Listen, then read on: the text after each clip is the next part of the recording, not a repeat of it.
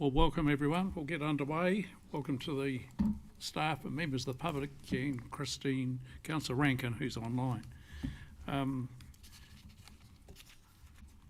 Just a reminder that it has been recorded and has been live streamed on the Council YouTube channel.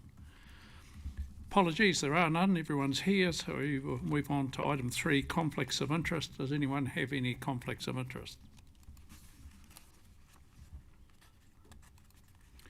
No conflicts of interest, thanks for that. Moving on to the next item, but there was, I just mentioned item 5.3, notice of motion, that has been withdrawn for the time being. And item 4.1, confirmation of minutes. Can I have someone move that the minutes, they're willing to accept the minutes? I'm happy to move the minutes. Thank you, Councillor Murch. Seconder for that is Councillor Cameron. All those in favour say aye. Contrary, no. Carried. 4.2, Karen, what do we, just remind me there? Yeah, so it's just the second confirmation of minutes for another meeting. Ah, yes, there's another set of minutes held for Tuesday the 9th of June. Can we have a mover for those? Councillor Murch and the seconder, Councillor Taylor. All those in favour, please say aye. Contrary, no. Carried.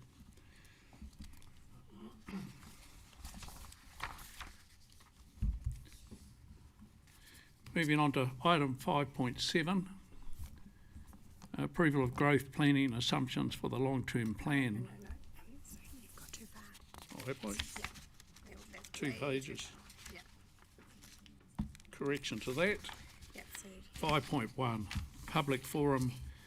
The 2 members that were registered have withdrawn, so we'll move on to item 5.2.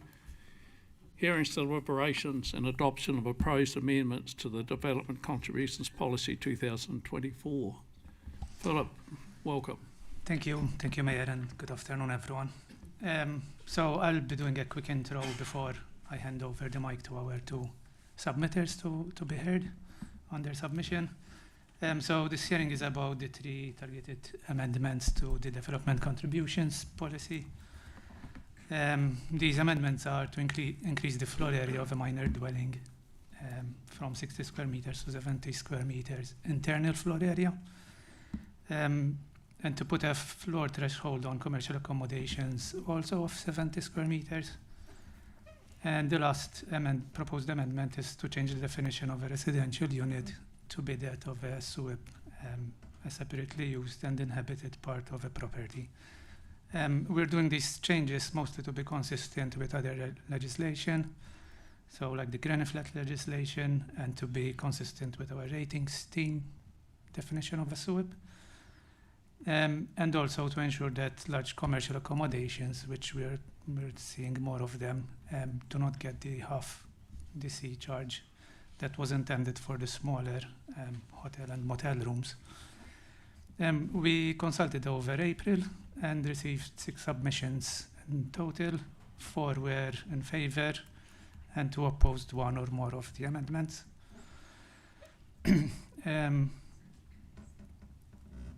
We did not make any substantial changes as a result of the submissions, and we provided our detailed response in the paper in front of you to the submitters' submissions. And basically what we try to do with these amendments is to find the right balance between fairness and practicability.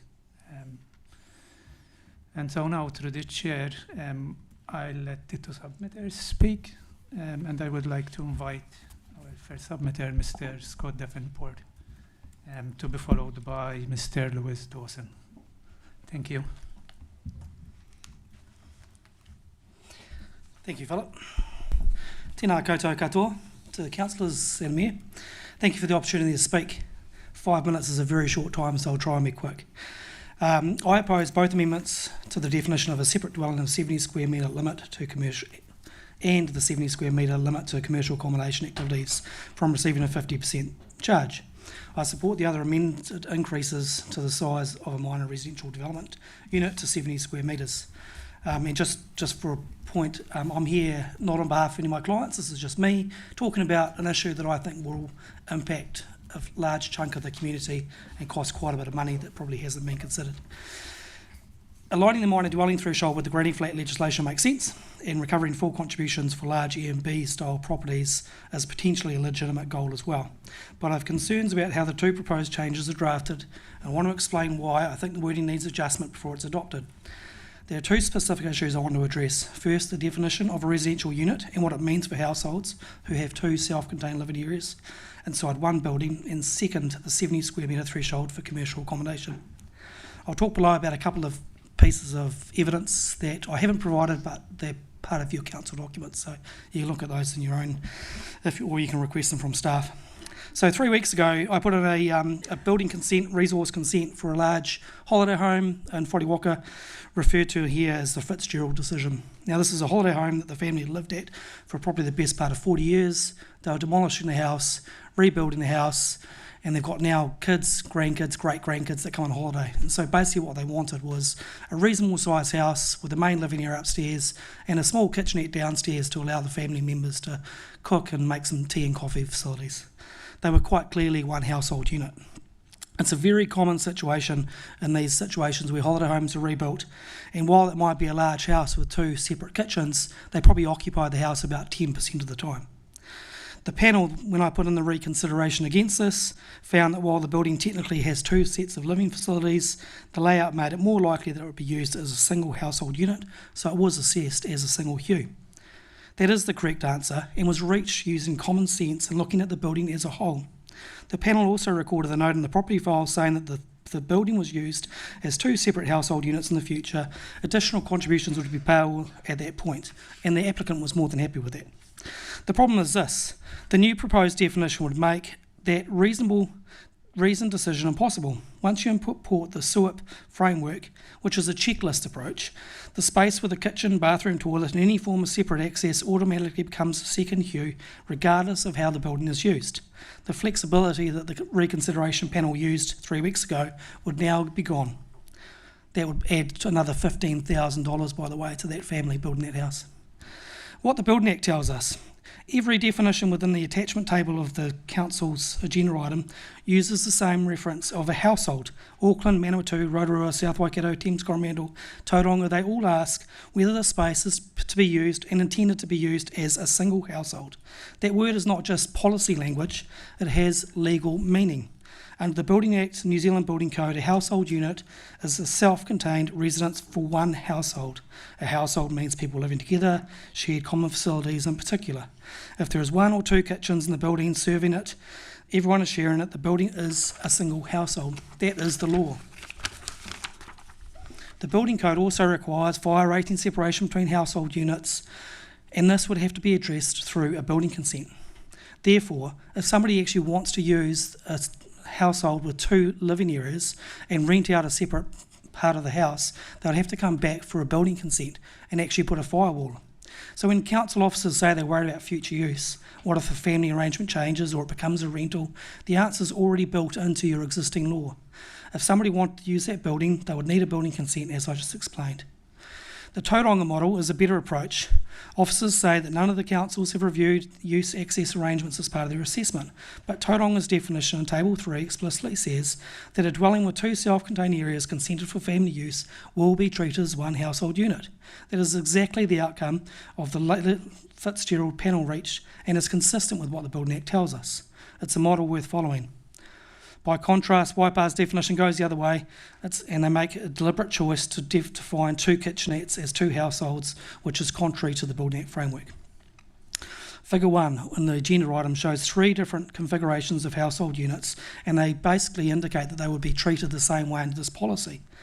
This is factually incorrect by law, as each of those units is slightly different in terms of how it's treated under the Building Act. What am I asking for? Either keep the current definition, which allows some council officers, some flexibility to actually look and assess how the building's been built and what it's been used for. That's the correct process, and that's the way that DCs have been treated for the last 16 years. Issue 2, the 70 metres squared threshold for commercial accommodation. The half charge for commercial accommodation has existed for the same period of the DC policy, and fundamentally it makes a decision that a commercial accommodation has less demand than a typical household unit. The evidence based for the 70 square metre threshold is based on evidence about Taupō, where hotels under 70 square metres are very rare, and basically indicates that the trigger for this would be low. Officers' own comparative views of other councils show more nuanced approaches where they basically make a bit more of a wider, broader assessment. The district has a significant managed visitor accommodation in Turangi-Tongariro in the wider rural area, and a blunt tool like this. Scott, you want to tidy up there? Yep, okay. You're over your 5 One minutes, key but- point. You may not be aware of is a case that I've dealt with, and I put an objection in last year for visitor accommodation in Taupō. I would suggest you read that Commissioner's decision, which is actually Council's decision on commercial accommodation. It clearly indicates that a threshold of size or number of rooms is incorrect, and the Commissioner, representing your own decisions on your own policy, indicated that was incorrect by law and couldn't be supported. In closing, my concern is that this is broader than what it needs to be. It's going to impact more people than what you realise. And on the residential unit definition will produce a different outcome of what Council's own decisions have been in the last 12 months. Scott, I'm going to have to interrupt you there. We've gone well over the 5 minutes there. Yep. Are you happy to answer any questions? Yeah, go for it. Any I've questions? printed this off, obviously, and given everyone a copy so you've got time to read it, because there's a lot of stuff in there. And like I said, 5 minutes is a real struggle on something that's quite significant.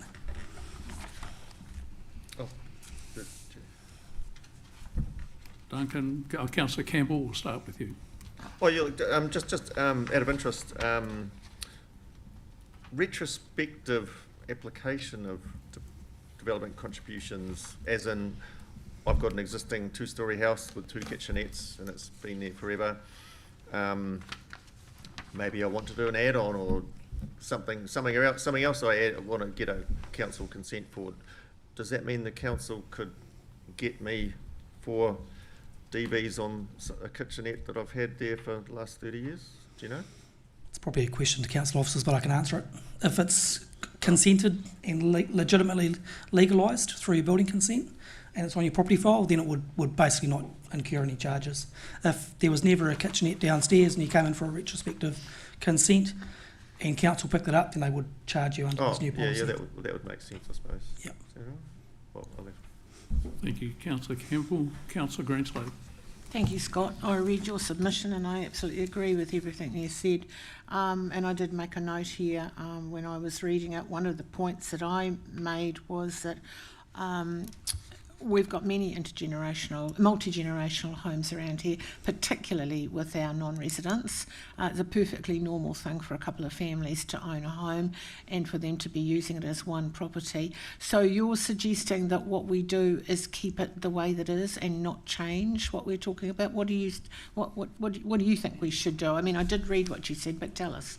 Yeah, correct. I think the policy's always indicated that as long as there's a direct internal access between the 2 living areas, and it's so interlinked that you wouldn't rent that out, and you couldn't legally rent that out under the Building Act, that's one household unit.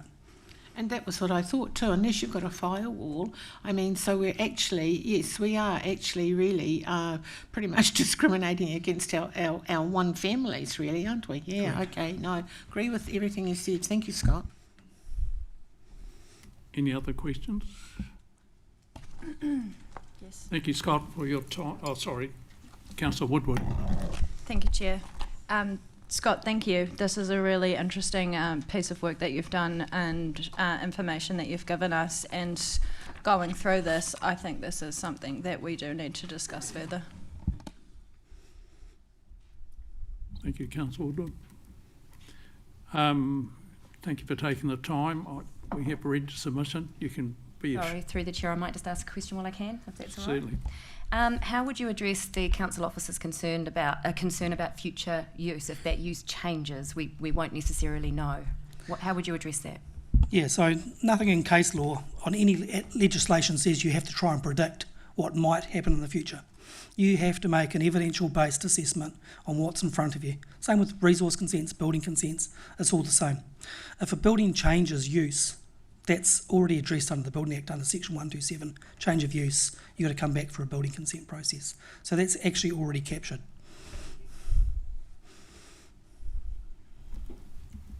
Is there no further questions? Scott, thank you very Thank much. you. Don't go too far away. There may well be some more questions. Who else have? Lewis.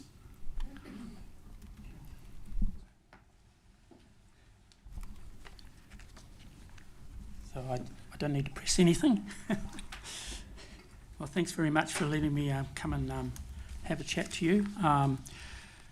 I've probably read the, I was sent a few months ago an invitation to make a suggestion about how we go about going up for consultation. And I wrote an email of what my views are, but I didn't get an invitation to actually do my consultation based on that. So I'm talking to a document that I sent prior to this going up to consultation. I've probably misread it in a way, and I looked at it more about the role where commercial accommodation, how important that is compared to STR residential accommodation. And so on that basis, I was supporting the amendment that the changes in that that commercial accommodation units shouldn't be charged more than residential units. So I support the intent. So based on that and how I wrote it, if you can use that, so I support the intent that the proposed 70 square metres threshold for commercial accommodation units. In particular, I note that the policy is intended to ensure the reduced development contribution is targeted towards genuine hotel and motel rooms rather than larger visitor accommodation that functions make more like a residential dwelling. I believe that is an important distinction. My main point today is that the development contributions do more than recover the cost of infrastructure. They also influence investment decisions. Purpose-built commercial accommodation is more than a building. It is a long-term visitor infrastructure that requires significant capital investment and supports tourism growth access over a district. The reason this matters is that hotels create benefits beyond simply providing beds. Larger hotels often include conference and meeting facilities that attract business events throughout the year. National and international hotel brands also invest heavily in promoting their own properties and in doing so promote the destinations in which they operate. Purpose-built commercial accommodation represents a concentrated investment in the visitor economy. It allows significant visitor capacity to be provided from a single professionally managed development rather than relying on that capacity being dispersed across many individual residential properties. Council isn't simply deciding how development contributions are calculated. It is also influencing the type of visitor infrastructure that will be built over the coming decades. I believe that is a positive role for Council because today's policy settings help shape tomorrow's investment decisions. There is an important distinction between encouraging investment in purpose-built commercial accommodation and encouraging investment in residential properties used for visitor accommodation. In recent years, we have seen significant growth in residential properties being used for short-term visitor accommodation. A rough count in the Southern Bays area alone suggests there may now be around 240 such properties, equivalent in visitor capacity to around 20 12-unit motels being built in the last 10 years. As the owner of Tongariro Junction in Turangi, I see firsthand the increasing demand for professionally managed accommodation capable of hosting school camps, conference, sporting events and large-scale group. On the ground, what has happened since COVID, the North Island has lost a lot of large-scale accommodation. And where we are sitting now in the marketplace, there is a huge, because accommodation is split so far in amongst residential places, there's a real demand for large-scale accommodation. We have just finished signing a contract for 240 visitors over four days. We will be in amongst of a 3-year contract for another large group. So over an 8-day period, if we managed to do that at the accommodation, we would probably have 16,000 bed nights over 8 days. So it's something not to be sneezed at and to be looked at from the council perspective of infrastructure. If council wants more professionally managed visitor accommodation, that today's policy settings become part of the investment decision. I believe this amendment is an important strategic step towards long-term success of the visitor accommodation in our district. And I congratulate council for recognising the role the development contribution policy can play in encouraging long-term investment in commercial accommodation. And thanks for that. Can I just interrupt there? Your 5 minutes is up, but do you want to just finish off there? I finished. Oh, well done. You've timed that remarkably well. Are there any questions of Lewis? Councillor Greenslade. Thank you, Worship. Thank you, Lewis. Thank you very much for coming up, and always appreciate your presentations, and especially since you do always represent the Turangi part of the district, and your comments are well noted. Thank you for that.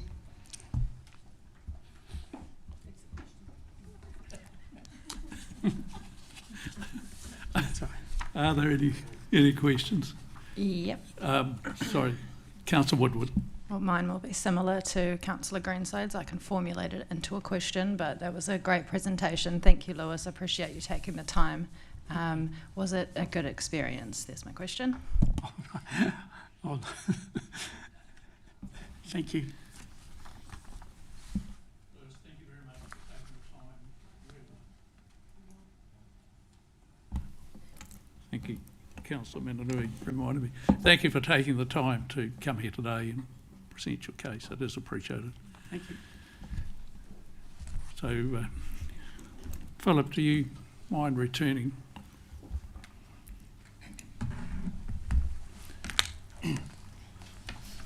No. Do you want to just comment on any of those submissions? Yes, sure. So I could start with the commercial accommodation question. Our concern is, so we put the 70 square meter floor limit to distinguish between the smaller hotel and motel rooms from the larger, particularly Airbnbs, who are indistinguishable from the normal residential units. And applying the 70 square meter as floor threshold is the most practical way of identifying who should pay half the development contribution as opposed to the full development contributions. If we don't do that, then we risk having developers who build new units coming to us saying that they will be used for commercial accommodations, and we'll have no option but to give them, to charge them half the development contributions. Whether in the future they remain commercial accommodations, we wouldn't know. And the result of that would be that we would under-collect development contributions, potentially.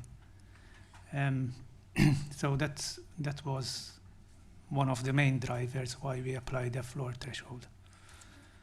On the question around the definition,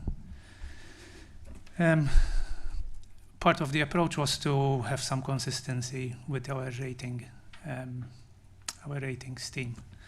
Over time, they built a body of knowledge around questions from the public they have, and whether someone, like having maybe a relative or an acquaintance coming to live with them permanently or not. We received many queries like that for the rates, and they did build how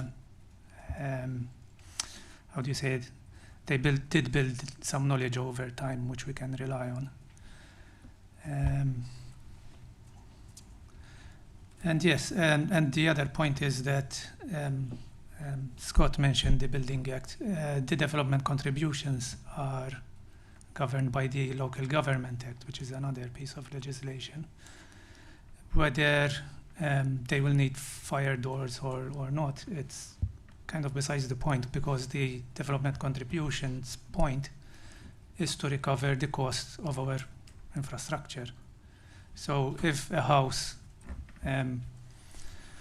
if someone has a house and they build a separate unit in it that meets the definition, to us that's going to generate new demand on our infrastructure.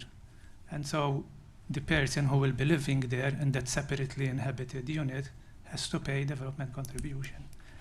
If we don't do that, again, in the long term, we'll end up under collecting development contributions, which means we would either have to charge more in the future on development contributions, or the ratepayer will have to make up for the shortfall.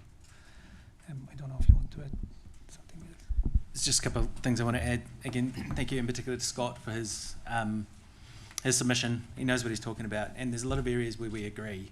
He brought up the whare example recently, and I was part of the panel that looked at that, and it was about whether or not we could determine, is there a secondary unit here that could be completely separated off, with its own bathroom, living area, kitchen area, that could be, you close a couple of doors and that could be used completely independently and separately, or is this just part of a bigger house and they've got a rumpus room at the bottom with a little kitchenette so the kids can make their hot drinks or whatever it is.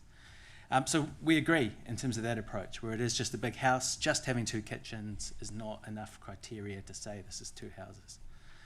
So we definitely agree on that approach. Where we disagree is where they are building a second unit that can be completely walled off and shut off, and you can shut the doors, and it might even be fire rated with a fire rated door. And the intention is that the households might live together, but they also might live semi-independently, or in future completely independently. And in fact, the Building Act takes this approach as well, and he talked about the definition of what a household unit is. And this is where some of the confusion is, because it is a technical term, and it's not what people think it is. They think, oh, well, it's my elderly parents, they're part of my household. But again, the Building Act might determine, no, you've got a separable unit here. It could be completely separated, and one day we'll make you put in firewalls. Even if that's not your stated intent at this point in time, we can see that's how it might be used in future. We need to consider that as well. And we're very much doing the same thing. We have to think about how might this be used in future. We can't just rely on the stated intent or even current intent. We have to think ahead. And that's part of the reason for why we're doing. We also have to go on sort of what are the plans, much as the Building Act has to go on the plans, much as the rating team have to go on what is on the plans. And again, that's about the long-term thinking. How could this be used? So that's the critical thing. How do we identify when there could be a completely separable and independent unit? And defining that is quite tricky. There is grey area. And that's the reason we've got the reconsideration and objection process, which did work well in the whare example. I agree. They came up, they disagreed, they made their case. And we're actually not changing our definition from what we currently apply. We're trying to be more clear about how we apply it so that people can understand it better, and some of those things that are tripping people up, like we're one household, we're being more specific on what that means in practice when we're looking at sort of building plans. But we're not actually changing that definition. The definition that allowed sort of a back door, if you've got a connecting doorway, you're definitely one household. That was several years ago. That changed in 2024, and that was changed by Department of Internal Affairs. They put out their development contributions template. They relied on the definitions from the planning standards, and so that's what we've used. So we haven't had that back doorway, entryway for some time, but it still comes down to that, what is one household and what do the plans say? So it is a difficult matter, but that's why we need to have objection processes to tease through the instances where the black and white line is not clear. So hopefully our policy works in sort of 95% of the time, and the other time we've got process where we can work out what actually makes sense. Thank you for that. Questions, Councillor Foreman? Yeah, I'm just trying to understand then what the kickbacks are if we go with what Scott's suggested, accepting the increase to the minor residents to the 70, but then holding off on the other changes till a full policy review can be done. I think that's what he was saying. What are the kickbacks to that? So you mean on the putting a threshold on commercial accommodations? Is that the question? So you're talking about if we proceed with some but not all the amendments, that is absolutely a choice you have. You want to talk about what the impact would be if we didn't change the household? Yeah, again, we don't think there would be much practical implication. We're not trying to change how we apply this at all. We're trying to be more clear on how we apply it. So at the moment there is a cause of confusion. We get a number of objections where we say there's clearly a separable unit here, and they agree there's a separable unit, and we still charge them even though they think they're two households. We say they think they're one household, we think you're two households, there's a separate unit here. So this won't change any of that happening. Again, this is just about clarity for the people trying to interpret our policy. So it'll be Councillor Greenslade followed by Councillor Taylor, then Councillor Campbell. This flows on into their rates then, does it? If you identified it as being two separate households? No, it won't No. impact the rates. The development contributions are charged when the new dwelling is built. Yes, And I understand that, but it's if not you've judgment. identified them as two separate units, are they then going to be rated separately, two separate lots of rates? Yeah, the rating team do the exact same approach. In fact, we've aligned our policy to match the secondary inhabitable dwelling, the SUIP definition the rating team use. So if they determine you have a separable unit, yes, you'll be charged extra rates for water and wastewater. General rate obviously is the whole value of the property, so that's the same either way. But yeah, it's the same process. In fact, we're probably going to align our entire process with the rates team and how they determine this. Yeah. So going back to what Scott said about the Whare example, is what he's saying that you won't be able to use discretion in the future? The situation that he had, you won't be able to assess it on the grounds that he used? No, I don't think so, because what we're trying to do is clarify how we currently do it. So it's the exact same question of, do you determine here whether or not there is a separable unit? Is there a unit where you could close a couple of doors and you operate completely independently? It's got a kitchen, it's got a bathroom, it's got living areas. You could shut the doors and it could operate all on its own as a separate household. So that there are grey areas where it's not immediately clear on the plans, and that was the Whare example where you'd have to interpret the plans rather harshly to say this is not just a big house. But that is different to where someone clearly has a separate unit, and whether or not they should pay twice, and that's where we don't agree. So, 'cause, I mean, my question and comment to Scott was, of course, about the multi-generational homes, of which there are many in our district specifically when it comes to particularly our non-resident families who, siblings own a property together, and yes, upstairs is that property and downstairs is the younger brother or something like, that's what we're having. Yeah, that's correct, but we are also getting examples of people who refurbish their garage or a top floor and Airbnb it as well, or rent it out. We'll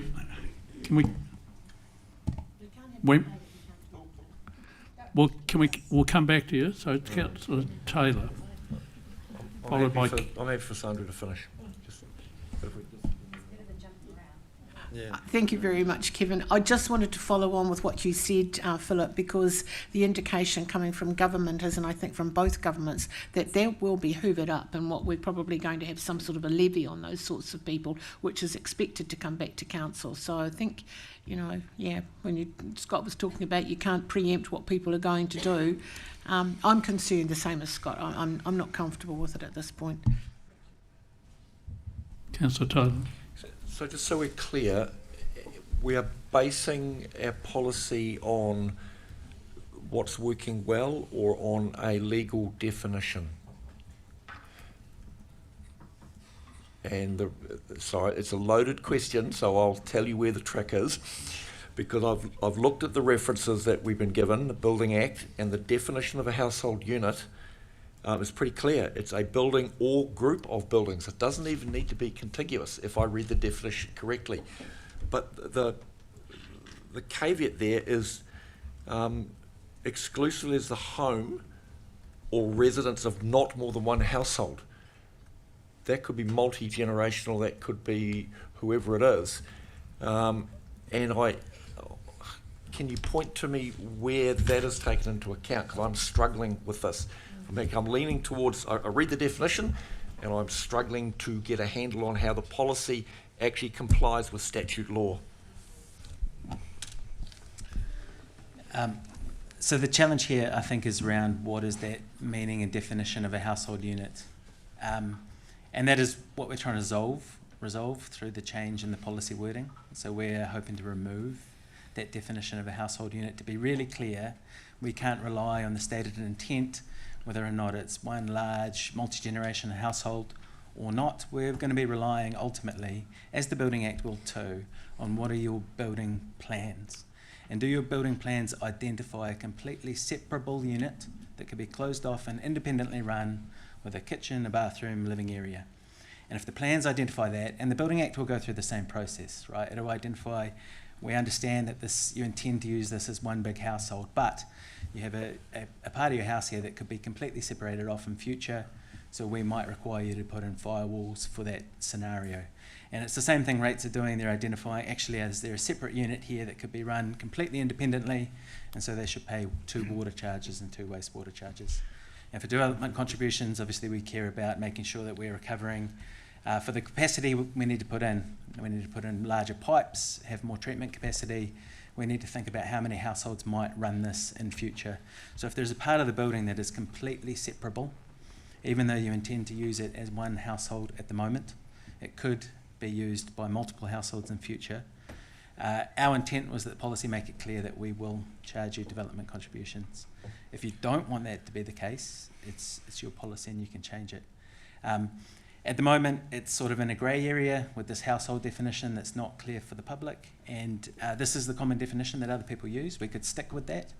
It would still be in the grey area, but we'd continue to apply it as the way I've described, Okay, which is how we currently apply it.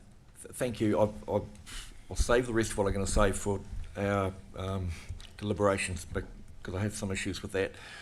If I go to page 29 of our agenda, which is the proposed amendments, we've got a residential unit means, and then you've got separate kitchen or kitchenette consisting of a bench top and sink. By a strict construct, if I had a butler's kitchen coming off a garage, separate to the main kitchen, is that going to be caught in this? Because if we're taking the strict definition of that, half the open homes I've been to recently, just because I'm a voyeur, would fall foul of that, and that causes me some issues. And I'll stop there. Yeah, I mean, not to repeat what Aidan said, but if it is clear that it's a separate unit, it has its own kitchen and bathroom and living facilities, then yes, we'll make it clear in the policy as proposed that they should pay development contributions on that unit. So just to be clear, if there are 2 kitchens, that on its own is not enough, right? If the second scullery, pantry, butler's kitchen is in the middle of the house, clearly part of the house, it's still one house. If it's off to the side, attached to its own bedroom, and there's a bathroom in proximity, and you could shut a couple of doors and that would be a completely separate unit, that's when it would get caught. So it comes down again to the building plans and whether or not you can identify a separate unit within the house, which is the same way that the Building Act and the Rates Act will apply. Scott, I can see you circling there. I'll have to get some advice before we go there, but anyway, I haven't gone past Councillor Campbell. Oh yeah, just 2 things. So a lot of it's obviously about discernment of intended use. So, yeah, so I can see why, rather than every time we have an application, it'd be nice to have some set rules. I can see I think I appreciate the intention, but one question: how much money, how much extra intake would this generate for the council? Do you have an idea of that? I mean. That's a benefit for the council, I suppose. What I'd say is it's a very significant amount of money for the individuals involved, right? The DC charges, as Scott alluded to, can be quite significant, 15 to 30k potentially for some of these, whether or not they get picked up with a second unit or not. So for them, it's very sizable. For us, we will look to collect the amount that we require overall in the long run. It is a large revenue stream. I think council gets sort of $7 to $9 million a year, but it's all earmarked and allocated and goes towards paying off growth projects either way. We're trying to set a policy that will best recover the true costs of that. So the real concern for us would be that if these do become separate units, and we've only charged them for one unit, and they're then using more water and wastewater than we had anticipated for. Our capacity will be used up early, and we won't have recovered the true costs of that, and we'll end up with a shortfall that would fall on ratepayers. So No, okay, I so we don't quantify have it for you. No. But again, the policy works really well for 90 to 95% of houses, right? It's only the unusual ones that get caught in this question. And just my second question, again, I just want to dwell on this, just clarify for me this, I'm just picturing a situation, retrospective application of this, say a two-level house, one, and the bottom level is, as you say, possibly dividable and all that, okay? It could be two dwellings, but it's been there 20, 30 years. I mean, it never got pinged for anything before because there was nothing. But then that same householder wants to go, well, do an extension, because I know councils sometimes do come and retrospectively, well, hold on, this applies to you now. We're going to ping you for the DCs for that now. Am I imagining that? Is that?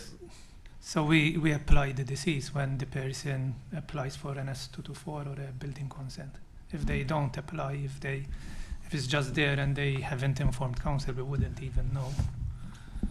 But if the house is sold and the new owner wants to show that new area is its own unit, they apply a building consent for it, and yes, we will ping them there. Yeah, okay. So Sorry, Duncan. Councillor Woodward. Thank you, Chair. I would like to just ask these questions really quickly, and then I honestly think that we need to move on from this. We're spending a wee bit of time. We've got quite an agenda today, and I don't think we are in agreement. My questions are, first question, will this change again with the local government reform? What were the effects if we waited for the policy, and how do we measure this against a household with high occupancy? So if it's only got one bathroom and one kitchen, but it's got a high occupancy in the household, and then how is that comparable to a property that's got the two kitchens, two bathrooms, and you're using this to apply to that, so you get more development contributions from the second household, but the first household might have a lot more people in it, and they're only using the one facilities, and then they're not paying into the development. So how do we measure that? So in the household with a large occupancy, they are not creating a new separate inhabitable unit. They are just one big household. They're putting more pressure on the system, the same amount of pressure that would be put if there was two bathrooms and two kitchens. True, but when the building was originally built, they built it for one property. Yes. And at that time, you could have had few people living in it, and maybe later on the household grew. It's still one household. But if I have a house and I add a new separate unit to it and I apply for a building consent and a 224 to it, then yes, I have to pay development contributions on that. But you're missing the development contributions from the first household that has an excessive amount of people in the one household on one bathroom and one kitchen. When that property was first built, they paid development contributions on it, on one household, on that house. Yeah, you're proving my point. Thank you. I was just going to say, you're absolutely correct. I think We've got an average system. We rely on what's being built. We don't know how many people live there. Could be a couple people, could be a massive people. It's all sort of works out in the averages. Can I just interrupt there? I think we're getting the feel of the room here. Councillor Greenslade. Thank you. Can you explain your thinking, please, on the retirement village? When you talk about a minor residential unit and a unit retirement village, I presume because you're only charging 0.33 that you are talking about a unit that has perhaps only bathroom facilities. You're not talking about the units that have bathroom, toilet, and what we'd call sort of a mini home, are you? I hope you're not talking about that. Do you mean for retirement units? Well, that's what it says here. Number 45 on page 29, you say that you're going to only charge 0.33 in a unit in a retirement facility. Yes, that's correct. You're talking about those units that have No. got a kitchen and a bathroom and a bedroom, or are they going to be charged No, so the full household unit? no, so a retirement unit in a retirement village will still be paid 0.33, while a minor unit is different from that. It's not in a. It's But not in you a- do go through and identify those, don't you, when you're looking at a retirement village? It's not a universal right across the whole village, I'm hoping, not? No, it's right across the whole village. So Well, that's not correct, is it? Because you're talking about a home in a retirement village. You think of Somerset, those places are a home, they're individual homes. I'm not singling out Somerset, it's just an example. Yeah. Councillor Greenslade, I think we should, it's pretty clear to me what the table's saying, and I think we should get someone to move the motion, someone to second it, then we'll go into debate and we'll decide Well, on I the fate of it. just needed them to answer that question, that was all. Thank you. Thank you for answering that question.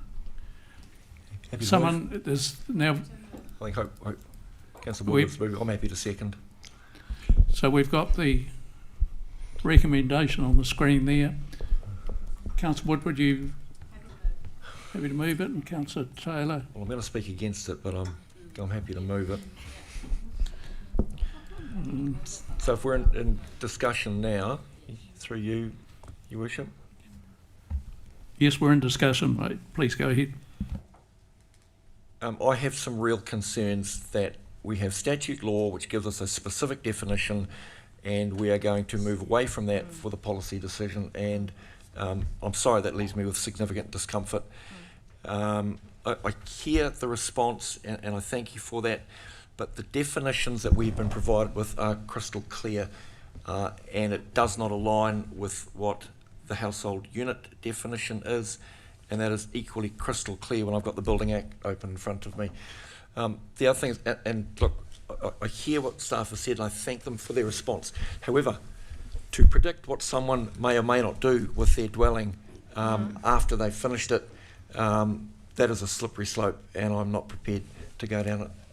So I'll be voting against. Thank you, Councillor Taylor. We're in debate. Is there any further debate needed? We've got it moved by Councillor Woodward. Oh, sorry, just Councillor one, and it's more of a, I understand we do need to change the 70 square metres bit, but the rest of the changes, is that what we're going to not follow through with? Through the chair, if I can. I just see there's a couple of options here. Option 1, adopt the proposed amendments. Option 2, delay amendments until the full review and the policy in 2027. If that's an option, I just wanted to bring it up. If we, instead of voting it down and having no sort of pathway forward, we could delay it, take that option too. So through the chair, in fairness to staff, I think there's some issues have been raised that we need more clarification on and a response, respectfully. Anyone got any further comment on this? I just want to say I appreciate the work the staff is doing. I can see what you're trying to achieve, but I think that even the whole council table is confused about this. We need further discussion, perhaps even a workshop. Let's look at the policy later on. There were 3 proposed amendments. Certainly, I think one of them had no opposition. Are you keen to move with that one at least? Can we put these up on the screen? I appreciate it's in the report, but if we could put them up, that might just provide some certainty on terms of which aspects you're willing to debate or not willing to debate.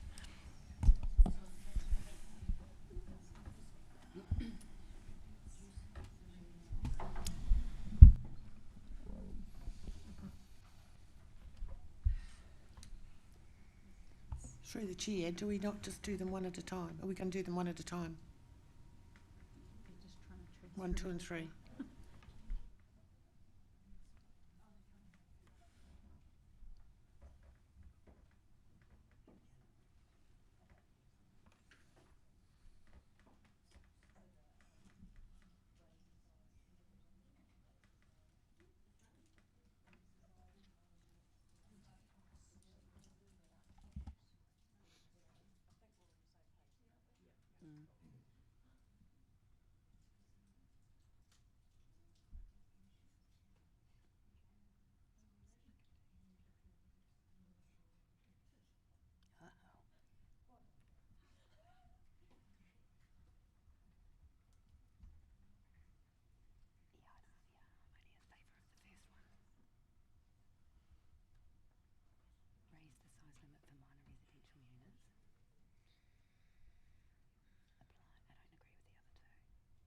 it's the general feeling of the room that these 70 metres, it is, the size limit has risen to, is increased to 70 square metres. Through the chair, yes. I'm happy with the first, but I Yeah. agree with the rest of the table. We've got some work to do before we apply the next two. Through the chair, I would be happy to put the whole thing through if the third one, update the definition of a residential unit so that it aligns with the statutory definition in the Building Act.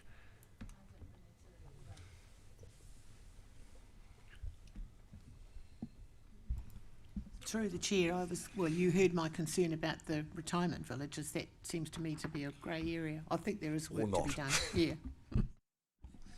The retirement villages is standing policy that's not amended at all through these changes. It's something that we can review when we do our next review in 2027. It's something we've been thinking about. But at the moment, there's a half charge for all retirement unit villages. So 0.33 is only for the ones in care units. Councillor Yeah. Greenslade, would you support the 70 metres increase? I support the 70 metres. The reason I'm concerned with. My suggestion is that we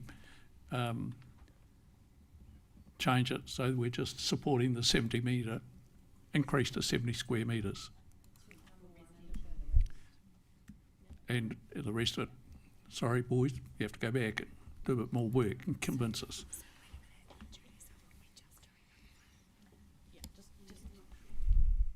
Just for clarity in terms of the resolution while we're drafting it. So I appreciate that, and it's, appreciate the debate and the feedback to staff. That's great, so thank you for doing that. I just want to be clear though in terms of the resolution, because Karen does have to draft that, whether they've got three, I would say, changes on the screen, whether you are supporting, I'm hearing support for the first one.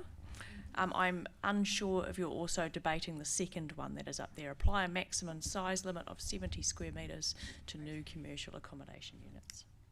Sorry. So I'm unclear on the second whether that's also in the resolution. Councillor Foreman. I would be happier to include the rest of that in a full review because I don't understand myself the implications on the rest of the policy. Okay, cool. Thank you. How about we put what was originally on the screen to the vote? Well, through the chair, can I just request, if this does come back, my question about increased revenue estimation to the council coffers, it would help me. Oh no, based on past applications, I don't know, the past 12 months or something. That would help me anyway. Thank you, Councillor. I've noted that. You'd be second guessing who's going to do what, though. That'd be really hard to work out. Julie. So councillors, just if we can just give us a couple of seconds while Karen redrafts the resolution so that we are hearing and debate. Yep, thank you. And look at that, she's so fast. So we've heard and deliberated on the submissions received. We've adopted only one amendment to the policy, so we're just drafting that, and then you can vote. And then you can say perhaps the third one is that staff, come back with some further work. Yep. So if you just bear with us while we're drafting, Karen's going to put some words up there. And through the chair, it could be part of the next review we'll be doing next year as well. Or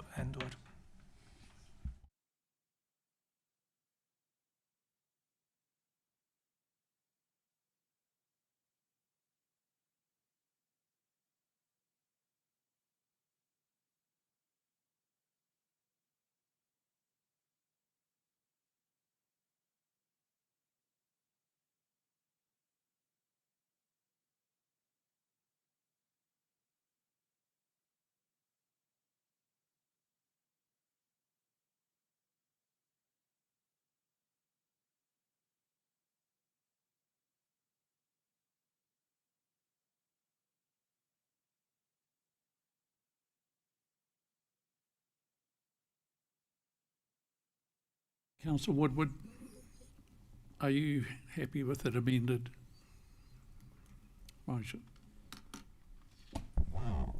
Yes, is everybody else? Yes. No, well, you moved it. Yes. I just wonder, does it need to have in there in the number 3, the rest of the process will be assessed during, and staff will provide further information and clarity? Do we need that? I don't know. No, because well, my take, and I'm happy to answer, these guys can disagree with me, but we are so close to the next LTP review that I think it's, as it's drafted, you're pretty much at half, you're pretty much starting that process anyway. So I'm comfortable that the direction you're given is that we won't be dropping this for very long. We will be back through the long-term plan process. Yep. Right, let's go. Councillor Taylor. Just clarity on adopting the proposed amendment to the development contributions in attachment 1. That's not what we've decided to kick for touch, is it? Because I don't. So it's, yeah, is that no? Okay. Do we take out attachment? Okay. We just want to be clear that we're not unintentionally voting for something we've all spoken against. That's all. Because it's not clear in my mind, the way it's worded at the moment. If we say the amendment to the development contributions policy in attachment 1, providing that is not what we've all been speaking against, then I'm happy. If it is, then we're confused again. Well, I think it may be covered by the fact that it's in attachment 1, yes, but it's point I of attachment 1.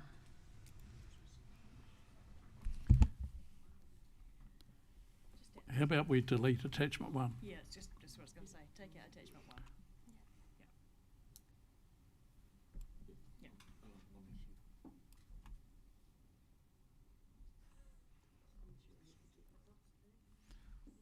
Councillor Woodward, are you happy with what's on the screen? Have to move that motion still. Councillor Taylor, any further debate needed? If not, I'll put it to the vote. All those in favour, as on the screen, please say aye. Against? Carried. Thank you for that.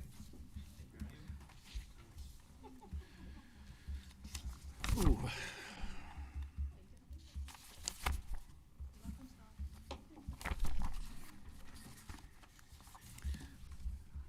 Righto, we're on to item 5.4. Change the uniform annual general charge for 2026-2027 annual plan. Jeanette, Sarah, welcome.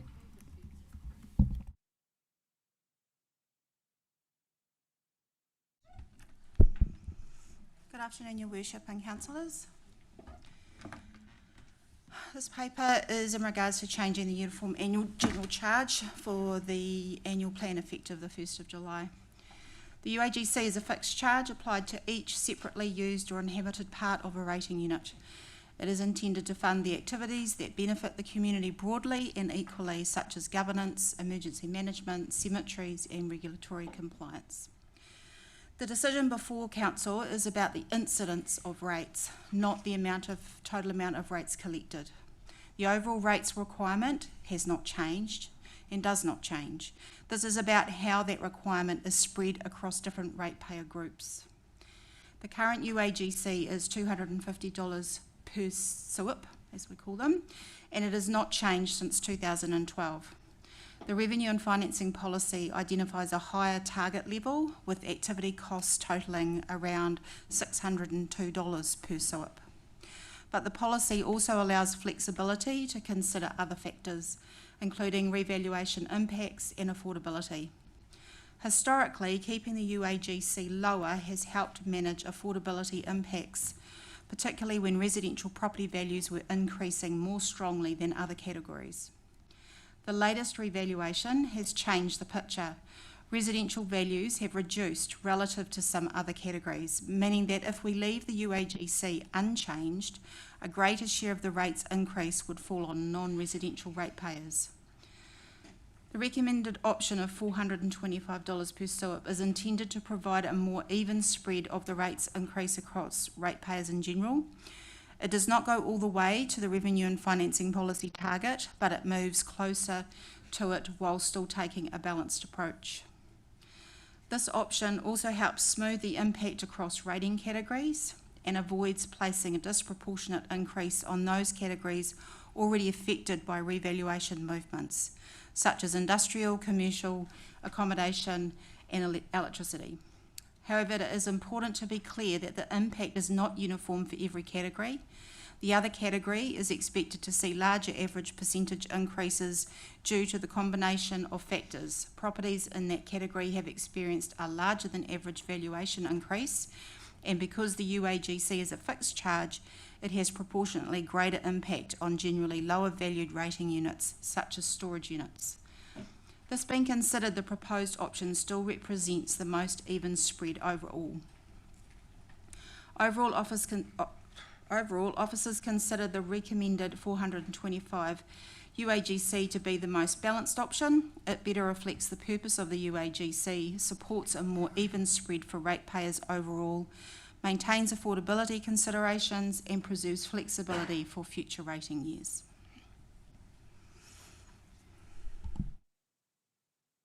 Are there any questions? Councillor Campbell.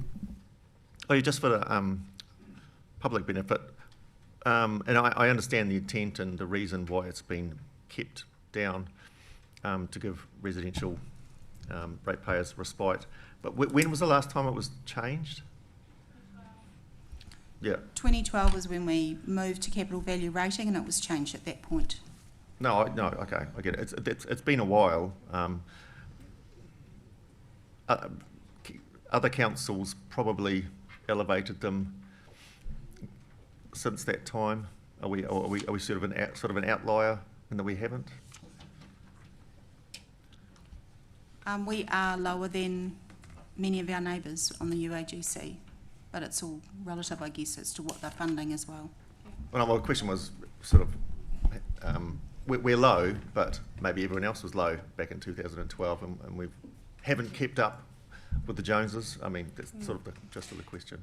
Yeah, through the chair, it would be hard to comment on other councils' rating policies as, reflect a wide range of circumstances. So councils moved to capital value system at different times. Some councils still aren't on capital value systems. So there is a wide spread of, rating considerations. We are low comparatively, but it would be hard to say that that was due to us keeping it as low as possible because of the combination of revaluation factors and again considering their affordability, because of course every district the revaluation movements would have been different too, so really hard to pinpoint it to one factor, but as we can show, the reason we have kept it low has been because of previous revaluations and the disproportionate impact it would have had on residential ratepayers.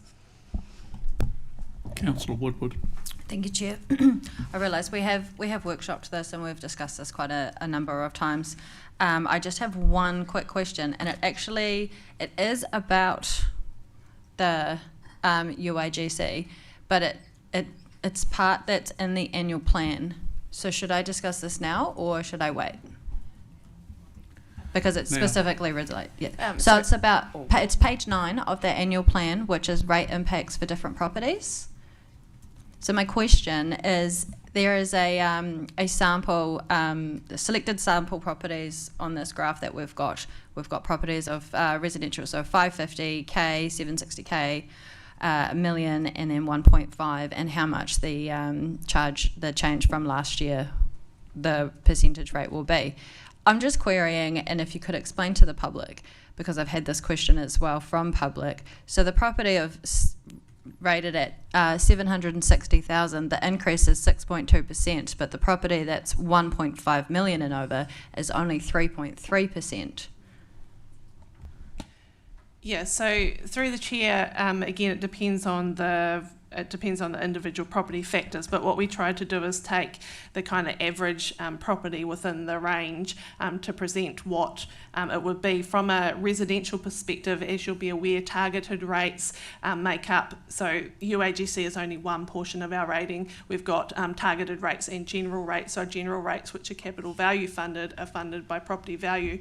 But when you're looking at residential and lower value properties, obviously increases in target rates have a higher proportionality to what a higher value property does. So that's where, when you look at the attachment to this particular item, we've shown the three options, and as Jeanette said, the middle option, which was in relation to the UAGC, shows the best spread right across.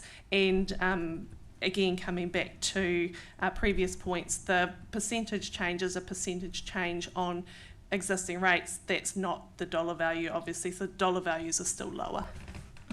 Thank you. I just think it's important, as it does state in there, to ensure a fairer spread. And then I've got community saying this isn't seeming like a fair spread when you've got a 3.3 increase and then a 6.2, 5.6 and a 5.8. Thank you. Councillor Greenslade. Thank you, Worship.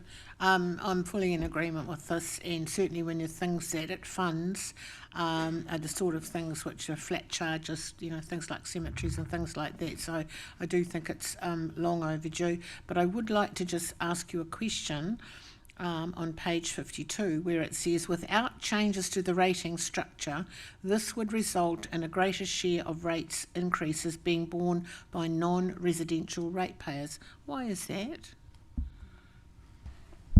Through the chair, because of the revaluation changes, obviously those categories have gone up higher proportionally. So when we talk about the pie, just from the revaluation alone, they've taken the larger share of the pie, and without adjusting the UAGC up, they obviously would be affected even more so by not moving, essentially not making that move. So it's essentially higher value property, lower value versus higher value properties. It just happens that the higher value properties are the ones that have gone up. Thank you very much. I did think in general, other than our other category, and that's the challenge with trying to balance all ratepayers, that you've got to consider them all, but it is really hard to find that balance, which is why we're recommending the middle one.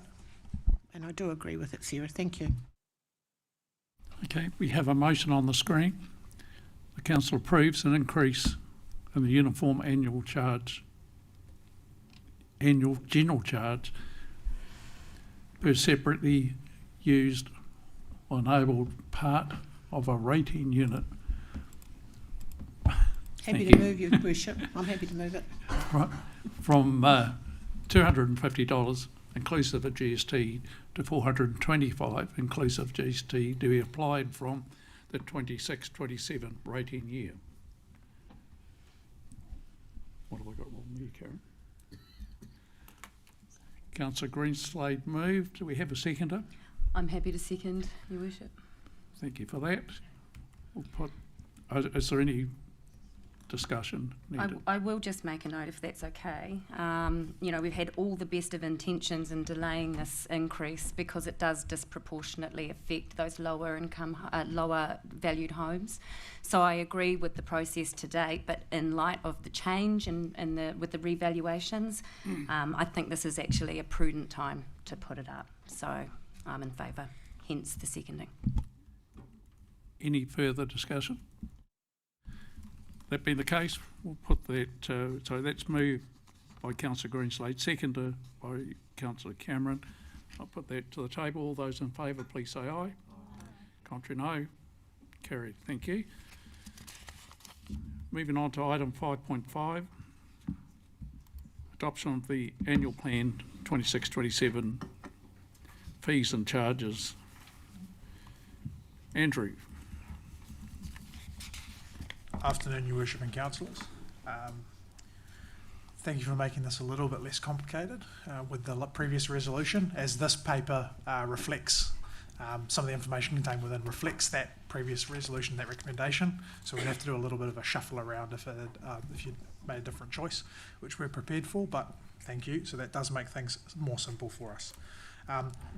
I'll briefly, I guess, summarise where we're at to date with the annual plan. As you will all be aware, we went through a number of workshops with you talking about some of those trade-offs to ensure that our rates increase didn't vary materially from the LTP, and to ensure that, broadly speaking, our annual plan was consistent with that LTP that was adopted. That is what we've delivered for you in this document here, and we've noted where those variances have been. So for the projects that have been deferred, for the operational assumptions that have changed, and for those projects that were previously deferred and are in previous years and were brought now into this annual planning year, which would then be noted as a variance, despite the fact that it's reflecting a previous decision. That's a long way to say is that we are sticking with what the long-term plan outlined, broadly speaking, and that is reflective of the decisions that and the direction that you have provided with us. Happy to take any further questions on the annual plan component, and we can probably talk about fees and charges second, or whichever way around you'd like to go about it. Are there any questions of Andrew or Jeanette? Start with Councillor Greenslade. Thank you, Worship. Jeanette, I know we talked about the emissions trading credits in the workshop, and I see you have brought it down to $60. I still think you could have brought it down further. Why didn't you? I've just been advised that it's gone up. I'm not quite sure what it is. It's a very volatile market, Councillor. It goes up and down at the drop of someone making an announcement. So, yeah. Councillor Woodward. Thank you, Chair. There are a few things that I have cautions about with our annual plan, which I have raised before, and I still don't feel that I do have sufficient answers. On page 10, our personal and payments to suppliers make a significant portion of our operational spending. Can staff please outline the major components of these costs and identify the largest areas of expenditure? So what you're looking at there, Councillor, is what we call a funding impact statement, and it lumps payments to suppliers and employees together. So there is obviously a sizable number in there as employees.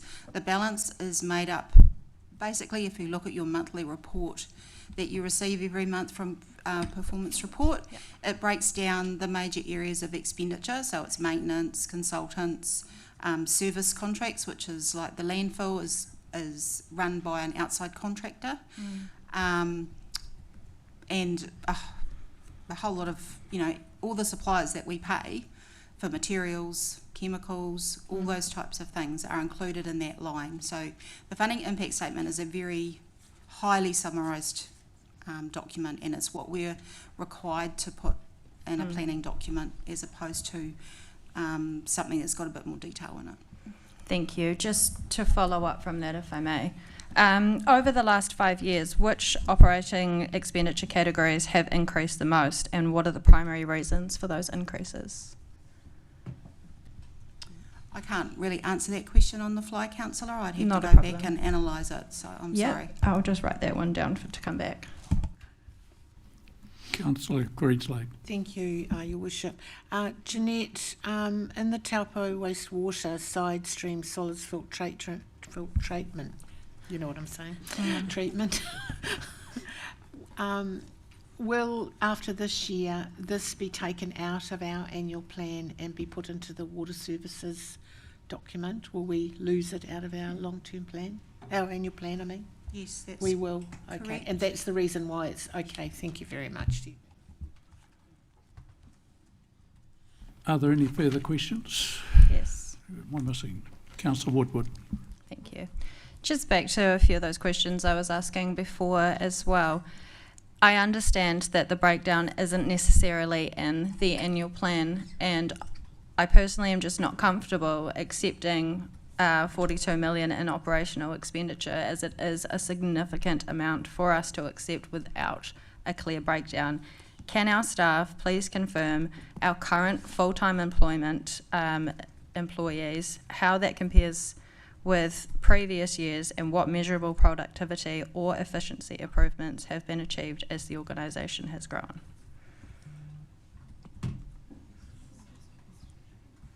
Not sure what I'm going to ask. Chief I guess. Executive. Not in the context of this report.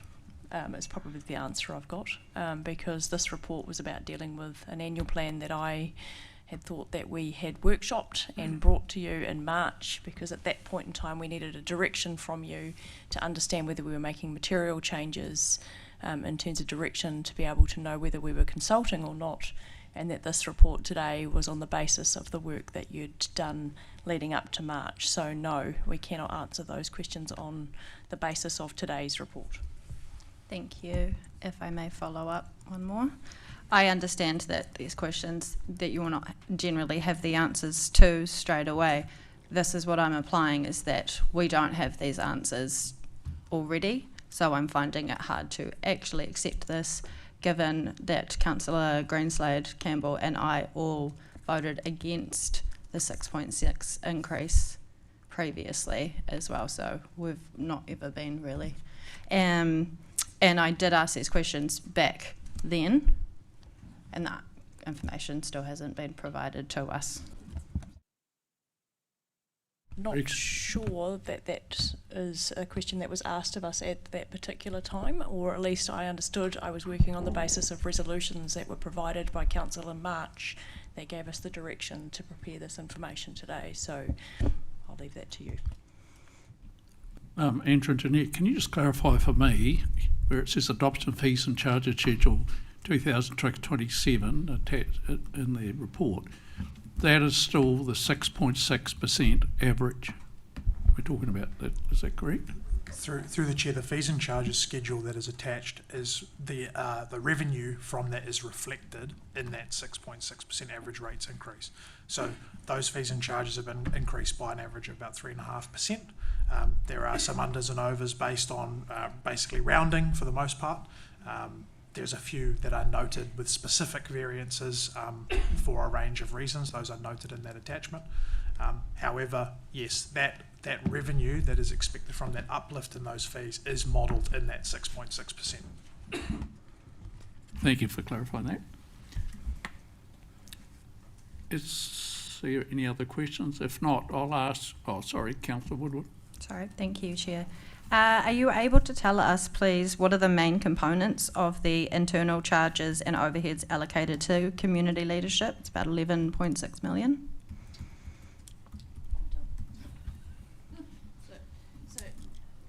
So I feel for the staff right at now, because these are questions that we cannot answer on the fly. I've just gone back to the resolution that was passed at the end of March, which was about directing officers to prepare the annual plan on the basis of the options and information that was presented at that time and the trade-offs which we have done.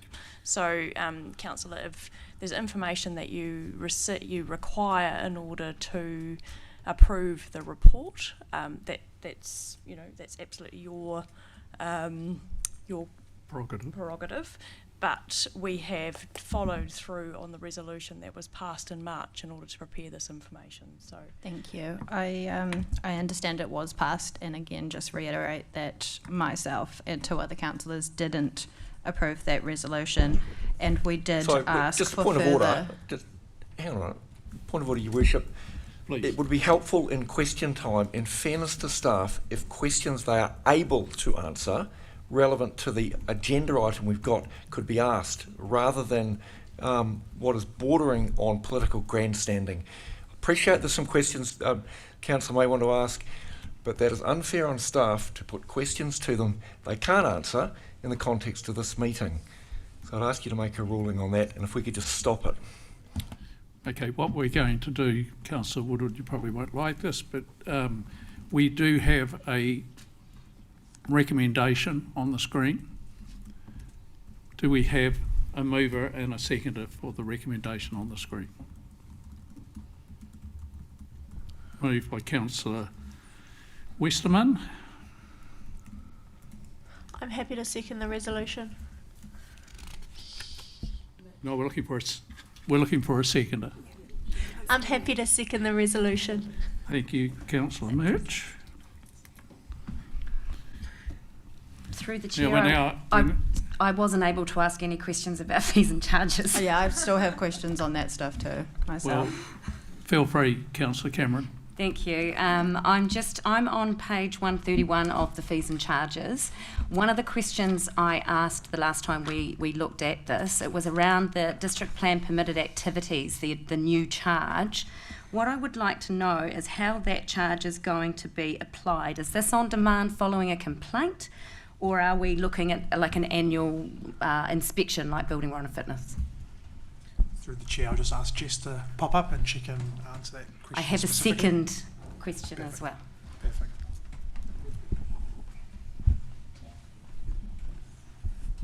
Good afternoon. So that is to do with the changes that we're going to see under the RMA, where we are going to see a whole lot more permitted activity that's happening in the district, but we are going to be required to monitor those permitted activities to make sure that they are what they say they are. So that particular charge will be on, if we get a complaint, absolutely, but we will be doing far more monitoring of those activities. I'm just concerned that we're creating another charge for permitted activities. I accept that we do need to make sure they are permitted, but I don't want to see the overuse of this either, so I'm just interested in how often you intend to monitor. That will remain to be seen when the new legislation comes in and we start to embed it. I don't really have a crystal ball as yet, but it's certainly not going to be something that I'm going to be sending staff out every 5 minutes to look at things that don't need to be looked at. Glad to hear it. Thank you very much. And then my next question is on page 136, which is around the certificate of acceptance charge. There's two charges, one for the value of $124,000, and then over. So the application fee there is $1,250, but I note that it doesn't include processing, inspection, BCA fees. They're all additional charges. So what does the $1,250 cover? So the $1,250, councillor, is the application fee that you need to pay in order to apply for your certificate of acceptance. A certificate of acceptance is a statutory document that is used when a building consent hasn't been applied for but building works have happened. So generally, it's also used as a deterrent to stop rogue works happening without it being consented. So it's a bit of a double-edged sword on that case. Because I note that if it's over 125,000, it jumps up to 2,500. So it's more of a, it's more of a big stick. Yeah. Yeah, Okay. yeah, All right. because obviously when you've got works that are over $125,000 that don't have a consent, that is a significant amount of building works that typically should have come to council in the first place. Thank you. Councillor Woodward, you have another question? Yes, relating to the fees. I am happy to accept the fees and charges schedule. However, I just have a couple of questions regarding them, particularly around the dog fees. I just wonder if we have considered the option of, if we are raising our fees slightly, are we also looking to increase the discounts that we offer, say the desexing discount? Are we looking at increasing incentives like that? Through the chair, the dog registration fees have already been adopted as Right. identified in the paper, because they're required to be notified 1 month in advance of the registration year. However, those are the types of items that we can definitely consider through the long-term plan in terms of further discounts. But there are some limitations within the Act around what types of discounts are available to councils. There are some restrictions within the Dog Control Act. What restrictions are they, sorry? For example, council previously had a discounted fee for what was called rural dog other, and that discount level, that additional discount was determined to be unlawful. It's not a specific category of dog that is enabled to be discounted under the Dog Control Act. So that's the type of thing where we'd have to do an assessment on what specific types of discounts you'd be interested in looking at, but absolutely we can look at those different options. I just wonder if increasing those incentives will help. And just lastly, when we did discuss this last time, I asked for a breakdown from yourself on what we do receive in dog fees. So again, sorry, point of order, Your Worship, with respect, as just been answered, this was debated at length at our last meeting. This boat has sailed. We've already gone down this track that is being relitigated and is wasting our time. I'm not looking at changing it. I'm asking the staff for the The information. question has been answered previously in the last council meeting. Dog fees were already debated. It's a done deal. Okay, so public have asked me to ask this question. Can we please receive a clear breakdown of the dog fees collected alongside the expenditure? Simple. No. I asked this last when we did our, and Andrew, you said you were going to send it to me. Yeah, but that's not what we're here debating. That's another issue for another forum. For you to ignore. I'm fine in favour of the point of order. Are there any other questions?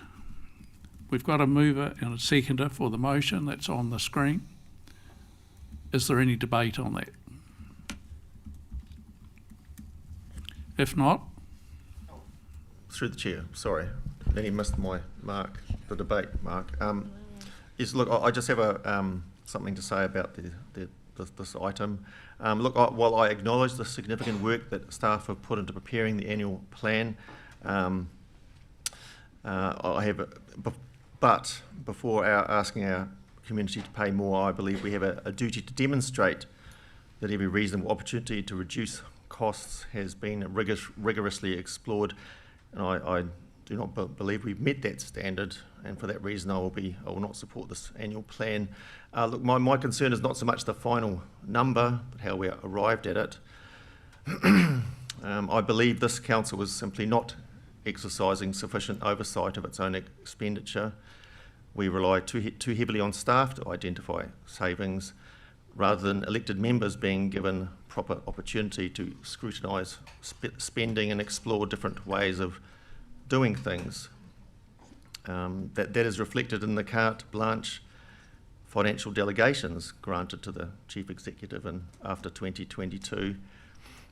I believe a culture that too often treats operational matters as being outside the governance role to examine, and the too frequent, unfortunate refusal of information requests from individual elected members. And in my view, governance is about setting direction, holding the organisation to account, and ensuring value for money for our ratepayers. And I believe the solution lies, I'll just finish this here with my ideas for solutions.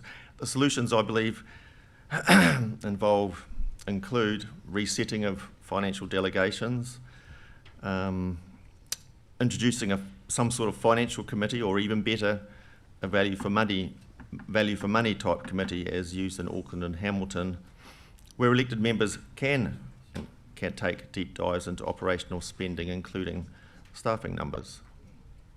thank you. Councillor Campbell, Councillor Greenslade. Thank you, Worship. I think this is a question and I'm not sure who's going to answer it.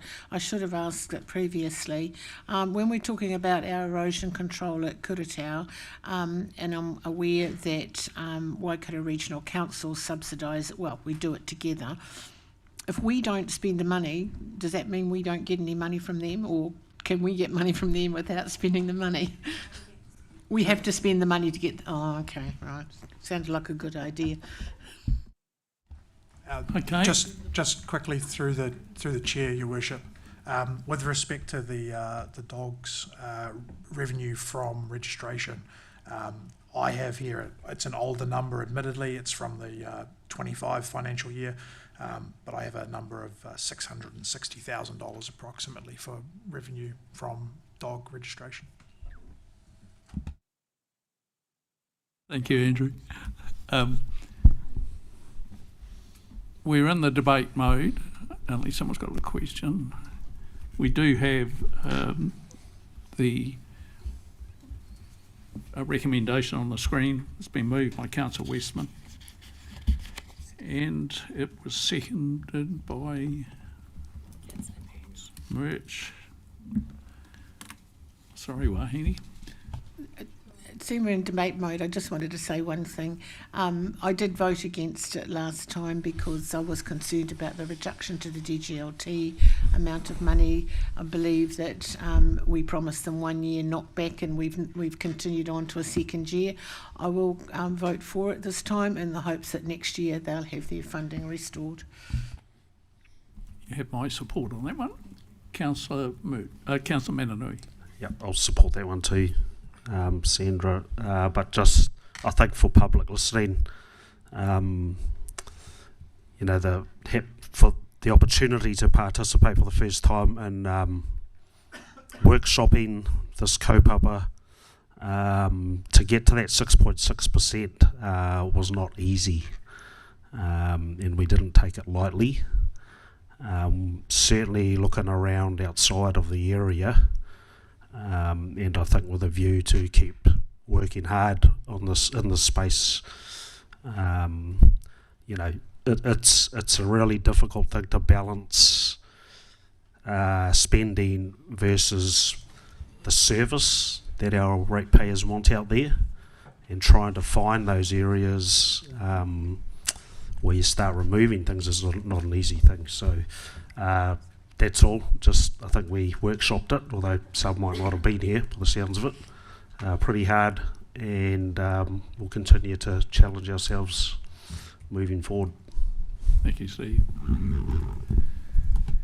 Councillor Woodward. Thank you, Chair.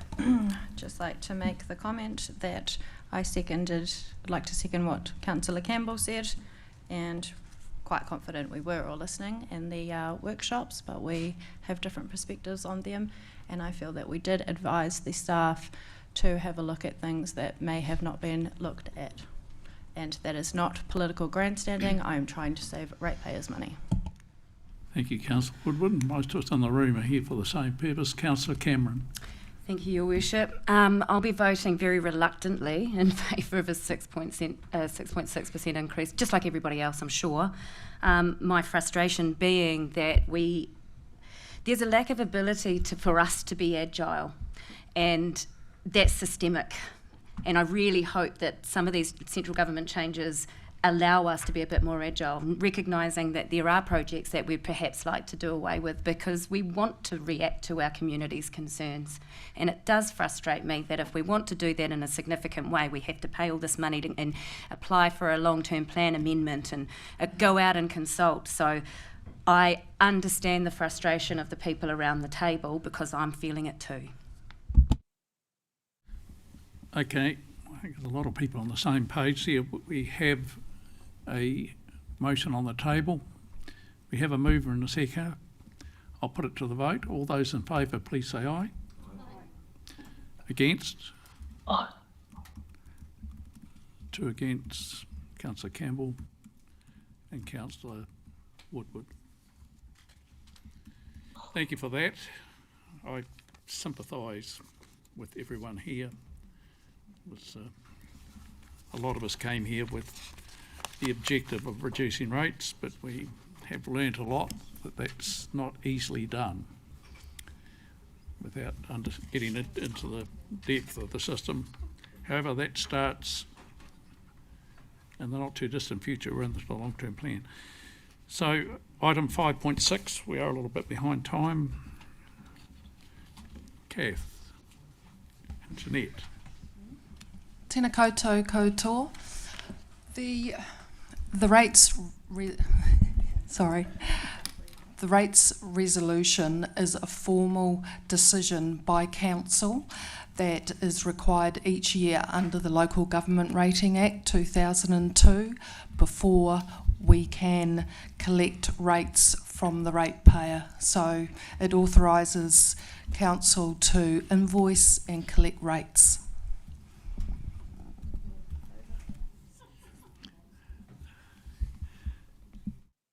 Are there any questions?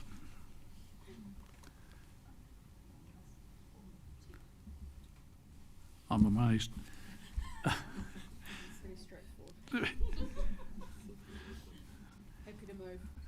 Yeah, so we've got a recommendation on the screen. Who was happy to move? Councillor Delator, seconded by councillor Taylor.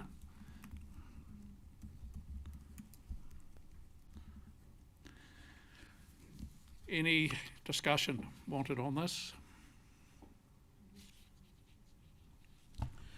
Yes, Your Worship, I would like to endorse your statement that many of us are around this table trying to make rates as low as possible for ratepayers, and it's an extremely difficult thing to do, and lowering levels of service when we've got our community asking for more. Who can blame them in these tough times? You know, if I was Before moving you run out the door, thanks for that, God. Jeanette. Sorry to interrupt there. She was running away. So carry on, Councillor. No, I'm just saying it's just, you know, we'd rather not be doing it. If I was moving it, I'd be saying I'm unhappy to move.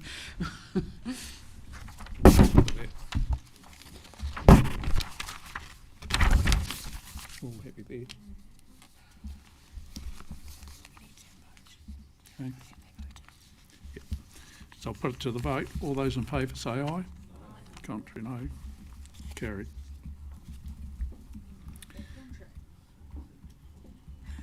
Item 510. What's Carleen?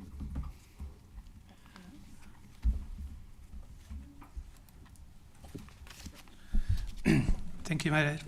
So in this paper, we are recommending that Council adopts the growth planning assumptions in attachment 1 of the paper. This is also a requirement of the Local Government Act, and Taupō recommends that Council adopts these planning assumptions as early as possible, so that everyone within the business is using the same numbers for their planning purposes. Council, in fact, had already adopted these projections in a previous project as part of the future development strategy. This was back in March 2025. We only did minor updates to them, like when we had new data and new information, but the model is still the same. The one we spoke about previously, the in-house model. And as I said, these figures will be used by all parts of the business for planning purposes. And by adopting them now, we make sure that we are consistent across the business. Thank you. Are there any questions? Jesus. Oh, God. Yeah.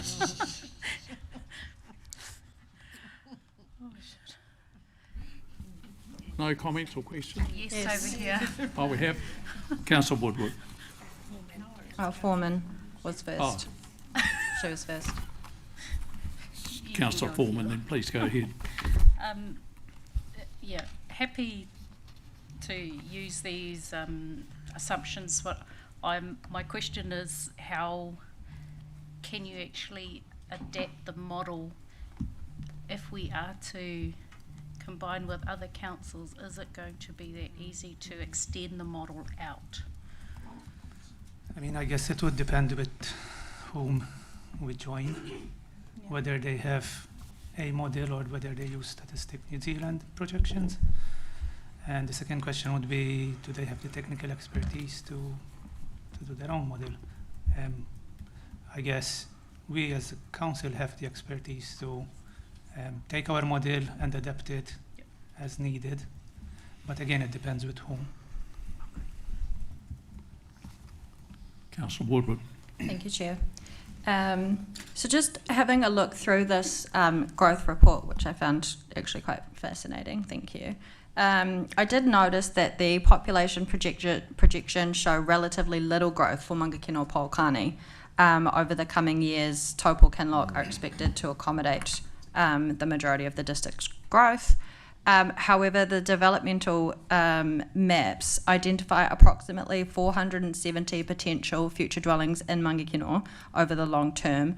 From my understanding, one of the larger identified development areas is already progressing through discussions with Wairarapa Moana, so at least part of that growth appears to definitely have a realistic pathway. My question is how these two pieces of information fit together, because one is saying that we're not going to grow and the other's we've got a lot of that development coming. If Mangakino is expected to remain relatively stable in population, but there is identified land that could support significant future development, how has that been reflected in our infrastructure planning? So, thank you, Councillor. So for infrastructure planning, they use the developments, the ones that's in the figures that are in the maps, and the population projections are driven by demographic drivers, so migration or natural growth. That not always matches on the supply side, on the development side. The development side, usually it's more short-term looking. A developer would want, say, to build a certain number of houses, and assuming that the market would grow at a certain rate. Mm-hmm. There's no guarantee on that side that the developer will actually sell those homes or sell them in the time they want. We use both sides to identify the capacity in our district, the housing capacity in our district. Right. So in the case of Mangakino, to me, it seems that we have a bit of an oversupply if those 400 dwellings actually get built. Mm. And the demographic drivers don't suggest such a steep growth in Mangakino. Mm-hmm, mm-hmm. I do have a little follow-up question, if that's okay, because my concern is that our wastewater infrastructure is already under significant pressure with our current resident population and the seasonal influx that we experience. If these developments do proceed, do we already have a staged and funded program to ensure our wastewater infrastructure keeps pace with growth, or is there a risk that development could outstrip the capacity? From talking to our asset manager for wastewater, they take into account various scenarios, including a certain peak, or a certain growth that's higher than the medium scenario. So for the technical details, I guess it should be the asset manager to respond to that. But he is aware of some inconsistency between the projections and what the developer wishes to build there. Mm-hmm, mm-hmm. Thank you. Councillor Cameron. Just following up from that, I would assume that if these developments do go ahead, we will be collecting development contributions that are directly attributed to that growth. That's correct. Thank you.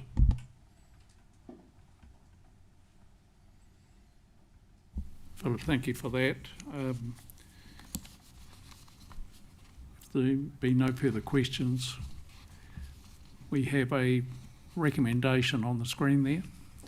Can we have a mover for that? Move, Councillor Cameron. Seconded.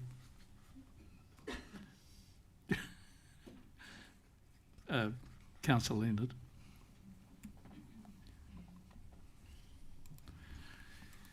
Any debate needed on this or questions? Councillor Taylor. A couple of comments. Philip, thank you for this. I appreciate the particularly detailed and in-depth work that you're able to do on our behalf. And I note the difference between Stats New Zealand figures and your own. Happy to go on record, my preference is to go with your figures, because I found the work you've done in the past particularly robust. So I thank you for that. Thank you. So Philip, you've probably got the Taylor stamp of approval, that means. And the Councillor Cameron approval too. Based on history. Yeah. Yeah, it's the same thing, same comment actually. When I look over the last triennium, we adopted your growth models and they were far more accurate than Stats New Zealand. So I'm very much in favour and thank you for your work. Okay, that being the case, we'll put the motion to the vote. As on the screen there. All those in favour say aye. Aye. Contrary, no. Carried. Thank you for that. Item 5.8, Sustainable Lending Amendment to Council's Emissions Reduction Target. Sarah. Hi. So just wanted to note, so it's a little bit odd because Philip obviously wrote the report and Philip has been supporting this for quite some time, so I wanted to recognise him. But given the relationship particularly with your financial strategy and the lending specific that surrounds this paper, I thought it probably good that I present it, but again acknowledge Philip for his work because it's taken quite some time to get to this point that we're presenting today.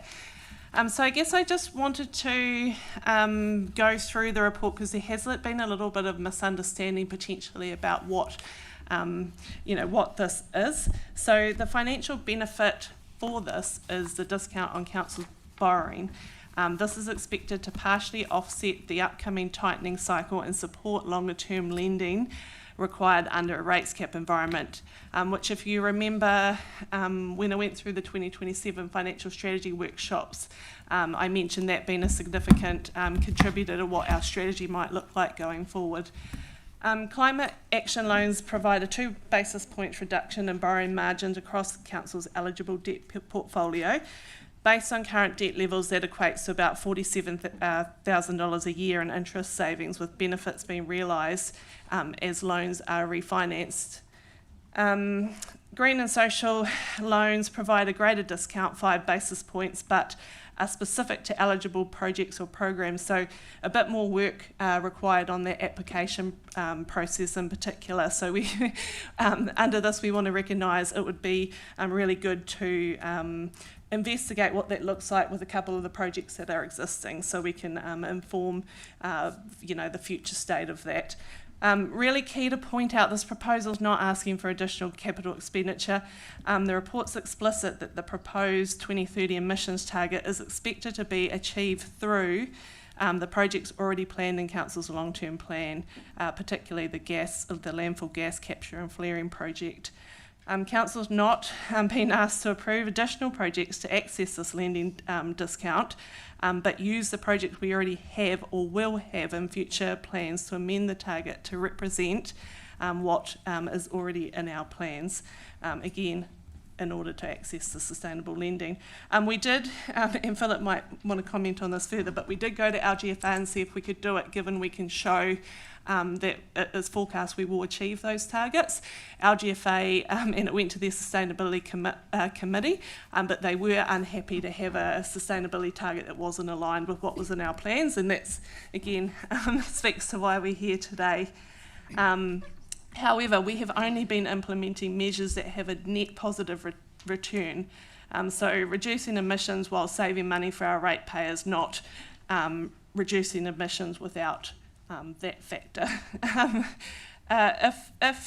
If we get into a situation where we don't have enough projected emission savings to reach the target, Council can simply adjust the target accordingly. Again, this is not committing Council to maintaining that target over the long term, because Council has the ability to amend at any time.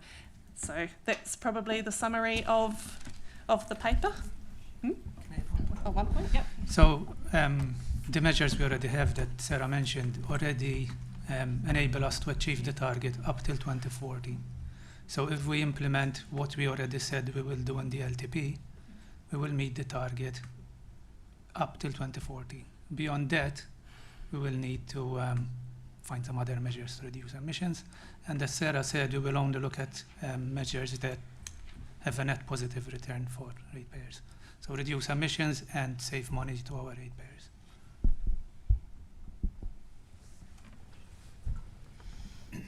Thank you, Philip. Councillor Campbell. Oh, that one over there. Councillor Cameron, then. Thank you.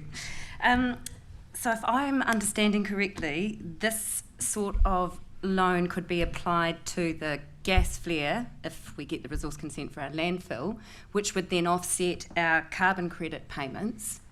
Yeah, okay, so that's a project we're already looking at potentially, and it would apply? Yes, correct. So the gas flare, oh, now I've got words muddled up.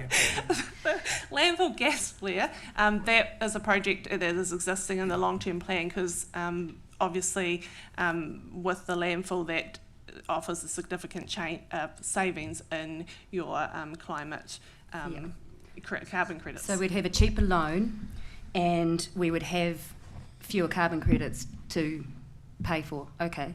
So my next question then is, can we opt out of the long-term carbon credits without penalty? Is there a penalty if we reduce those carbon credits as required initially to obtain the loan? So sorry, the carbon credits, we can't opt out of the carbon credits, that's obviously No, legislative. the emissions. The emissions, emissions. because we're saying Yes. we're going to reduce Yes, our correct. emissions by quite a considerable Correct. amount.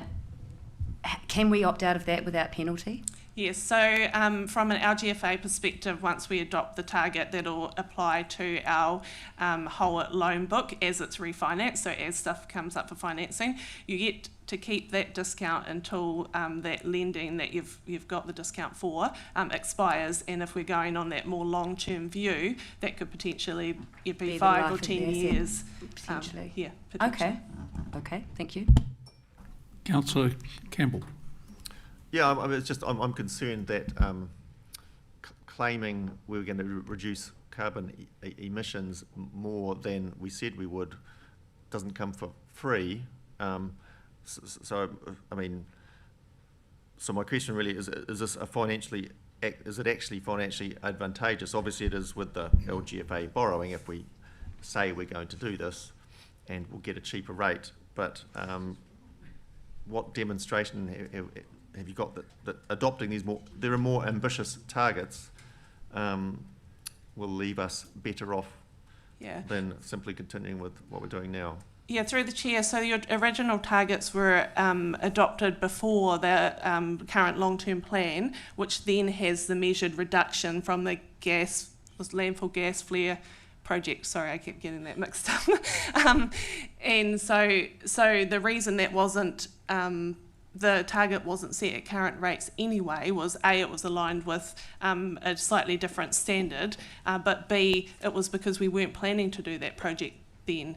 This is not adopting a target that you can't achieve, it's adopting a target that is achievable within the planned projects already. If that project then changes, as in as the report says that you end up not having a consent on a landfill, then you adjust your target to suit. So this is adjusting the target within the projects you already have planned. It's not adjusting a target to an unrealistic number. That graph that Philip put in there shows the emission reduction from the flare. Oh, okay. So you're saying it's not actually going to cost us anything because we're doing it anyway. That's what you're saying. We'll just save some money on the loan. Yes, the measures are already in the LTP, and we will get the discount on top of that. Councillor Foreman. Just double checking the additional work to comply with this. Is that much, and will it actually lose any of the benefit we're receiving from the discount? Yeah, through the chair, it's particularly around those green social loans, we really do want some time to assess the resource requirements for those. For our emissions targets, at the moment we do 3 yearly measurement, and that moves to yearly, but our GFA will pay external costs. Is there internal costs of that? Yes, but again, to substantial financial benefit, I don't believe there'll be internal costs that will offset that. Is it a priority? Look, in the context of the environment at the moment, would we have probably progressed it this far if we were already in this environment? Probably not, but we have done a substantial amount of work, and particularly Philip, I say we, taking Philip's credit, but to get to this point in time with our GFA, and we do believe it offers a substantial financial benefit for our ratepayers, even if you ended up changing that target in the next couple of years. Councillor Campbell. Well, yeah, just to do with carbon credits, not emissions credits, because we pay, I think it varies year to year, $1 million, thereabouts, $500,000, $1 million a year. If we refuse to pay, if we just did not pay, I know it's legislated, but I know some legislation comes with set penalties. But if we just refuse to pay, I mean, we're not going to get thrown in jail. What would happen? Can you walk us through it? Through the Chair, that's probably not my area of expertise, and in relation to the landfill, I'm suspecting that you would put that service delivery at risk, not getting your carbon credits. Again, it's a legislative requirement of having a landfill. No, yeah, I know, I recognise it's one of these requirements. I'm just interested in the actual consequences. I mean, we'd still have a landfill, people would still come and dump their stuff at it. It would still be there. It wouldn't look any different. What would really happen? And I can't speak for the landfill, but I can say that if you're knowingly making a decision that you are not complying with legislation, then you become personally liable. Personally liable? Well, that's interesting. You have a liability. So just before you were making decisions that you were knowingly not complying with legislation, just be mindful about. Can't speak on the fly, but just be mindful about knowing that you then become some higher bar. Any further questions from the table? If not, we have a recommendation on the screen. Do we have a mover for that? We have Councillor Foreman and a seconder. Councillor Leonard.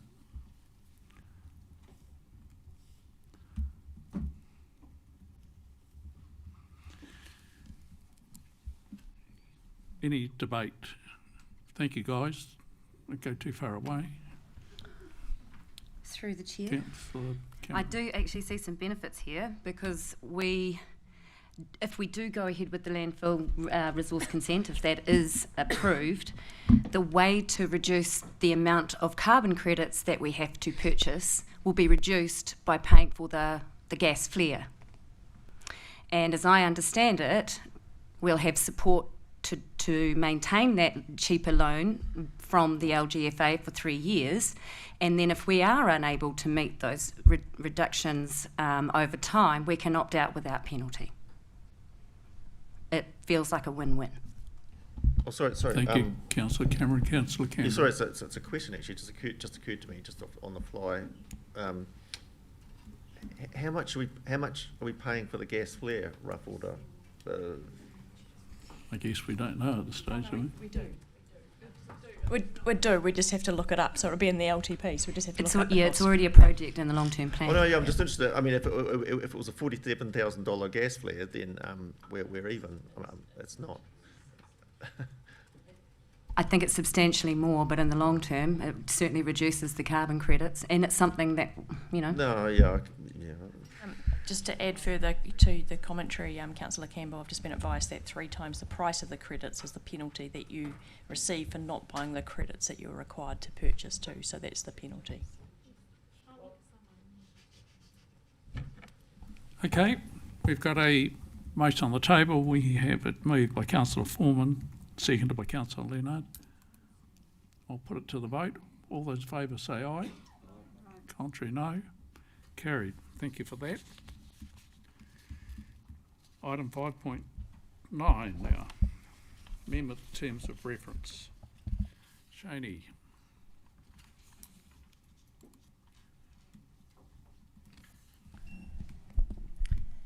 Good afternoon, Your Worship and Councillors.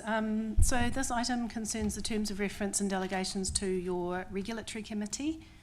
At present, the committee has power to grant leases and licences on reserve and conservation land, but not council-owned land. So it's therefore proposed that you add council-owned land into the delegations, so the committee will be responsible for granting leases and licences on land regardless of its status. In looking at the wording of the delegations, our senior solicitor, Karen Holman, identified some improvements to the way the Local Government Act 1974 roading delegations were expressed. So we've also set out those recommended changes on the agenda. Those changes don't change the substance of what the committee can already do, but just making it clearer, I believe, from Karen. Karen also recommended that we add in the Public Works Act and the Public Bodies Leases Act as a belts and braces approach while we're at it, and the powers and functions proposed to be delegated under those pieces of legislation are all similar in nature. So including them supports consistency of decision making for that committee. Just a point about disposal of land, that's not something that can be delegated. It's one of the reserve powers that must come to council. So any proposals to dispose of land may be presented to the Regulatory Committee to consider, but the committee would then need to make a recommendation to council for final decision making, or they could go straight to council if they were urgent, for example. And finally, there's a suggestion for you to add another councillor to the committee membership, taking the total number of elected members on the committee to 8. And if you're comfortable to do that, you can appoint the additional councillor as part of the engagements and appointments item later on the agenda for today's meeting. And so thank you, Your Worship. That was all I had as a summary. I'm happy to answer any questions. Thank you. Are there any questions from the table? If not, thank you, Karen. Thank you, Shaney.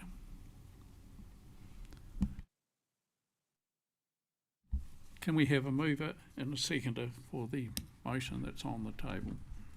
Happy to move, Your Worship. Councillor Cameron. Is there a seconder? Councillor Westerman, thank you for that. Any debate needed here?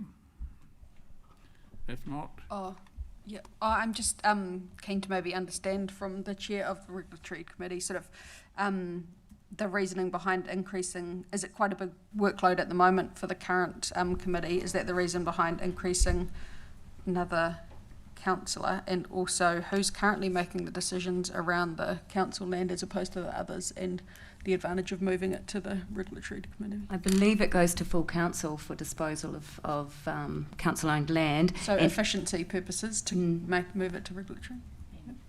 And just precedence would be just inconsistency of decision making, so the committee has more time to delve into it. And yes, because there's more and more delegation coming to this committee, my feeling was actually that we should include all of the wards around the table. So it would be my recommendation at the appropriate time to nominate someone from the Turangi region, perhaps Sandra, as the Turangi-Tongariro rep, so that we have representation of all the wards on the committee. Thank you. any further questions or debate? If not, we'll put the motion to the vote. All those in favour, please say aye. Contrary, no. Carried. Item 5.10. Now, Julie. Yeah, look, I think we might take the paper as read this month. There's obviously a lot going on. We're happy to answer questions, and as always, in 3 parts.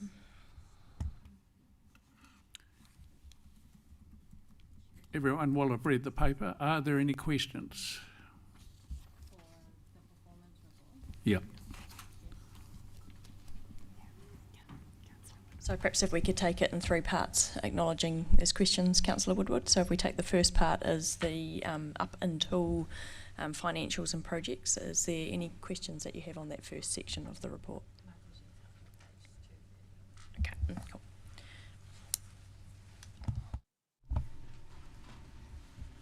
Councillor Greenslade. Probably you, Julie. I don't know who. What on earth's happening with animal control 220? Doesn't that seem an awful amount? Of that's like our service request type. That's more than anything else. Oh, it's 220 service requests on animal control. Sorry, page 225. Yeah, it just seems an inordinate amount of service requests on animals. Doggies and horses. They're all dogs, is it? Dogs and horses. I'd have to look. I mean, sorry, apologies. Warwick's popped out. What I would matter. watch to do was actually look back at last month for consistency. But I recognise also that this time of year, with dog registrations, is usually a busier time.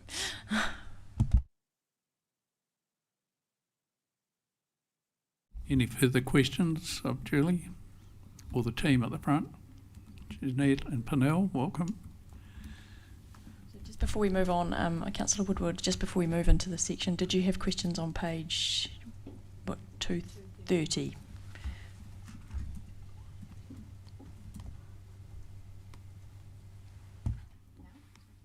Yep. Thank you. So page 230, community and infrastructure. So we've got written in there, May has been a stable period for water and wastewater operations with no notable events. Can I please get an understanding of what an event is, because we have significant works at our wastewater infrastructure in Mangakino? Yep, through the chair. Obviously that one there is referring to typically monthly dry weather flows is what it's really talking about, where we've had kind of spills or blockages, and also more of a generic comment if we've had a significant event within our network or wider reticulation infrastructure across the district. Just noting your comments there about issues going on in Mangakino. Obviously we were working alongside you there on some of those, and those are just some incidents we had during a wet weather event. So just drawing that discrepancy there between a dry weather and wet weather. Disagree, but thank you. Any further questions on this section?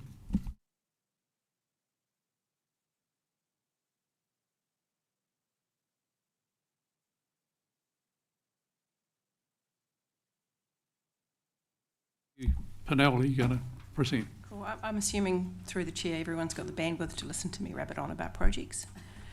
Okay, just wanted to check in. So, good afternoon everyone. I'm just reporting in from the Capital Delivery Desk for June, which is an important month, as you know.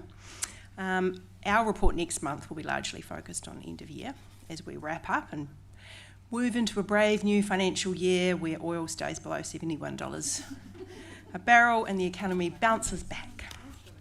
But the good news is we've moved up a couple of percentage points across the delivery portfolio.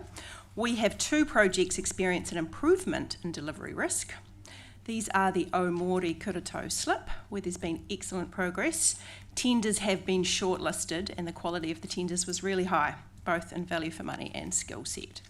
The other one is Skater FT View, which I personally am very excited about, with the completion of the snag list and comms work moving forward.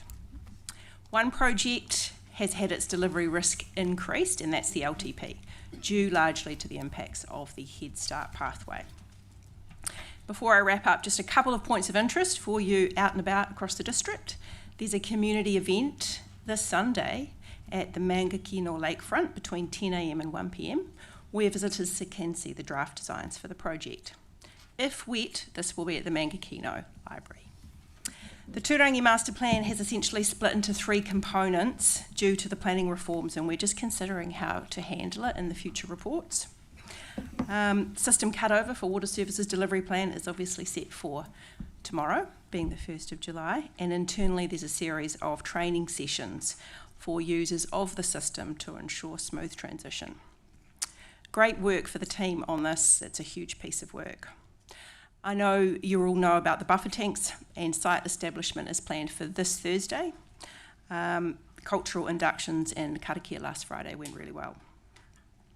And finally, the Hatipi for drinking water standards membrane plants, for Hatipi specifically, the project manager and asset managers will be having a hui on Thursday to run through the final questions before the cultural impact assessment is finalised there.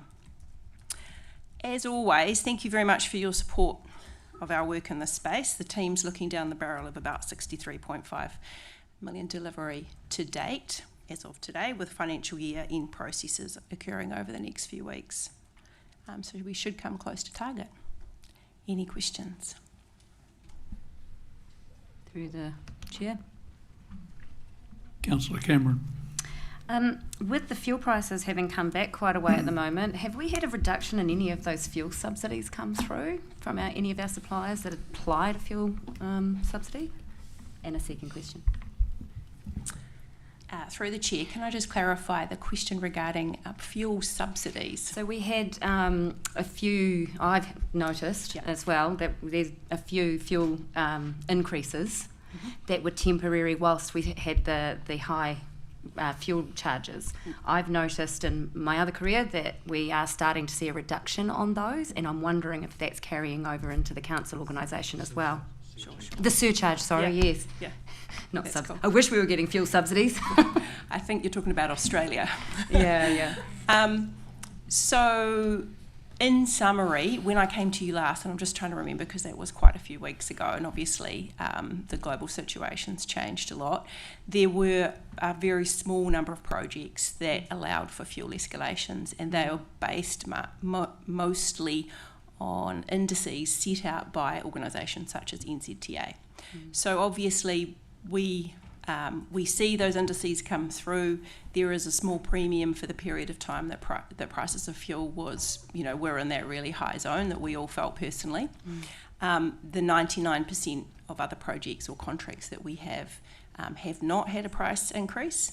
We have been asked by 2 providers or 2 suppliers to have a conversation about the fact that their contract does not allow for fuel escalations, but looking back, they have had a premium on some of their materials in particular. And so we are in the process of developing a fuel relief framework to deal with that, and possibly something in the future if that ever happens. But suffice to say, we will see across the 2 or 3 main contracts that I mentioned, such as the HEBS transport contract and the solid waste contract, we will see some increases, but I would say that that'll happen in the next couple of months, and as yet we haven't seen any other requests. Okay, thank you. And my next question is approaching the end of the financial year. How are we looking for some of our carryover projects and amounts?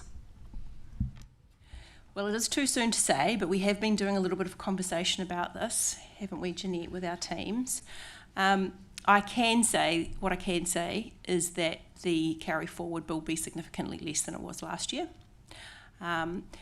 The number of multi-year projects that you see on the significant projects list, the number of new projects for this annual plan year is actually quite small. A lot of them are multi-year projects. So it will be a significant reduction, but there still will be some, and it will still be a sizable number. But that number won't be confirmed until later in the next month or so. Councillor Campbell. Oh, yeah, 2 questions. SCADA FT review upgrade. We had a brief presentation on that in the Water Services Committee. So this is kind of a Water Services Committee question, just because it is clearly a significant project, and I think it was off the cuff mentioned 10 million over time. Well, that says 4.5, but anyway, it's a significant project and a lot more money to be spent on it, I gather, more than just the 4.5 million there. So the question is, we in the Water Services Committee, we passed a motion to receive more comprehensive reporting on significant projects. I'm just wondering when the Water Services Committee in particular might be receiving fuller reporting on the SCADA upgrade and possible alternatives. It's just that I've had reliable sources indicate that much of that expense might not be necessary. So the question is, when might the Water Services Committee be getting fuller reporting on that particular project? That's my first question. Tony, I think you may want to answer that. Yeah, through the chair, you're quite right. We had a presentation at the previous Water Services Committee, Councillor Campbell, and as part of our water services strategy, which I think we've also discussed, that what information will be coming in due course. Okay. Thank you for that, Tony. Second question. Look, just a general question about LTP, long-term plan. I've had an outsider question me, why are we still progressing with a long-term plan anyway? Why aren't we just sticking with annual plans? Because if amalgamations might be happening in a couple of years, it's a general question for any council, really. Answer that for you, Councillor. Well, we've actually got a workshop on long-term plan this week, so it'd be a great opportunity to have that conversation. In fact, I think it's in the first slide, so we can answer some of those questions from the public, because we are getting questions about why we're proceeding with long-term planning. The legislation is not changing, so we still have to progress that work. They have said potentially they might look at it for those councils that go through Head Start, but at this stage we have to do all the things that government is requiring us to do, plus all the new things that government's requiring us to do. So we have pushed pause on the long-term plan for a little bit, but we have to pick that up in order to meet our deadline for next year. Are there any further questions? We've got more presentations to make. Shall we hear from Jeanette, I imagine? Hello again. I would take the finance report as read, but I just wanted to highlight 3 matters. The first matter is I did say on one of the pages of the report that I'd update you a little bit more on the Waipapa capital project. So that was completed before the due time, as I understand it, and it is below budget. The estimate at the moment is 1.2 and you approved 1.395. We also received the subsidy from NZTA, so that project the funding is all confirmed for that. So I just thought I'd update you on that because that was a decision you made a few months ago. The second thing that I wanted to update you on is that we've received title for the Crown Road subdivision today. So that means that we'll be receiving payment for that over the coming weeks and months. Our development revenue has been a lot better than the timing than expected, including those sales, which is great. And the third matter I wanted to bring your attention to is that we haven't increased our borrowing this financial year, so we're still sitting at around the $237 million of external borrowing, and we've not raised any further loans in the current financial year. I'm happy to answer any other questions you may have on the financials. Thank you, Jeanette. Are there any questions of Jeanette?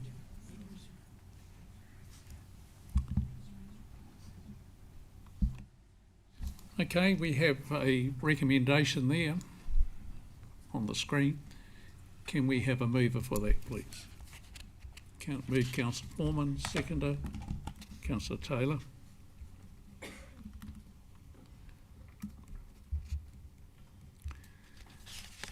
Any discussion needed on this? If not, I'll put that to the vote. All those in favour say aye. Contrary, no. Carried. Thank you very much. We would normally have a break, but I guess you'll want to just carry on with 5:11. Thank you for that. Council engagements and appointments and training conference opportunities. Karen. Kia ora koutou. So just a couple of changes to what was on your agenda items. So the workshop for Turangi-Tongariro Governance Committee tomorrow is no longer going ahead, so we're just starting with the meeting at 10:30 tomorrow.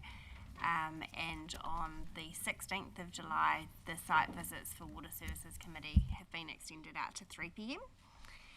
And then the rest of it, I guess, is just all as per the report, but if anyone has any questions, please go ahead. Thank you. Councillor Campbell. I'll just, Housing and Property Investment Steering Group, I just haven't heard anything about. Is it something new? Or did I miss it? Did I miss that? Did I miss the memo? Is that not new?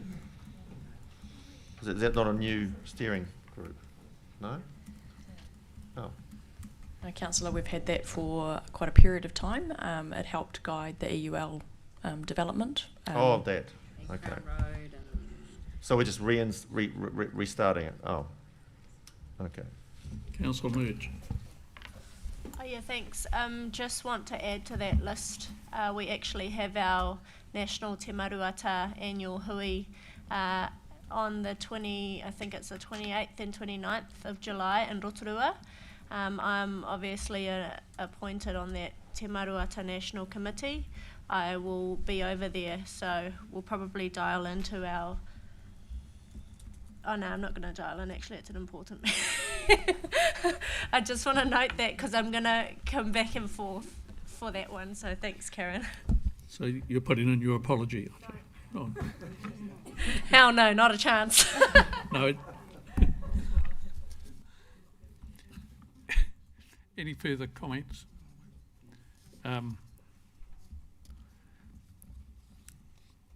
We've got a recommendation displayed on the screen there. Someone care to move that? Councillor Leonard. And a seconder, please. Councillor Greenslade. Councillor Yeoman.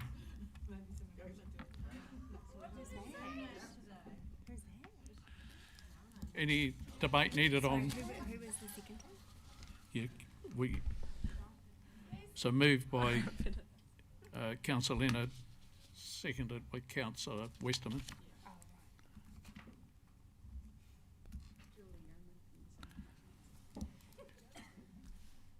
What have I missed? Okay. We'll put it to the vote. If there's no further discussion, all those in favour say aye. Contrary, no. Carried. Thank you very much. That brings us to the end. Do we need a mover to go into confidential? Someone like to move that? Oh, yes, I would. Thank you, Councillor Delator. I'm surprised you're awake still, but I'm impressed. Is there a seconder for that? Councillor Foreman. We're going to take a 10-minute break or so now while we regroup.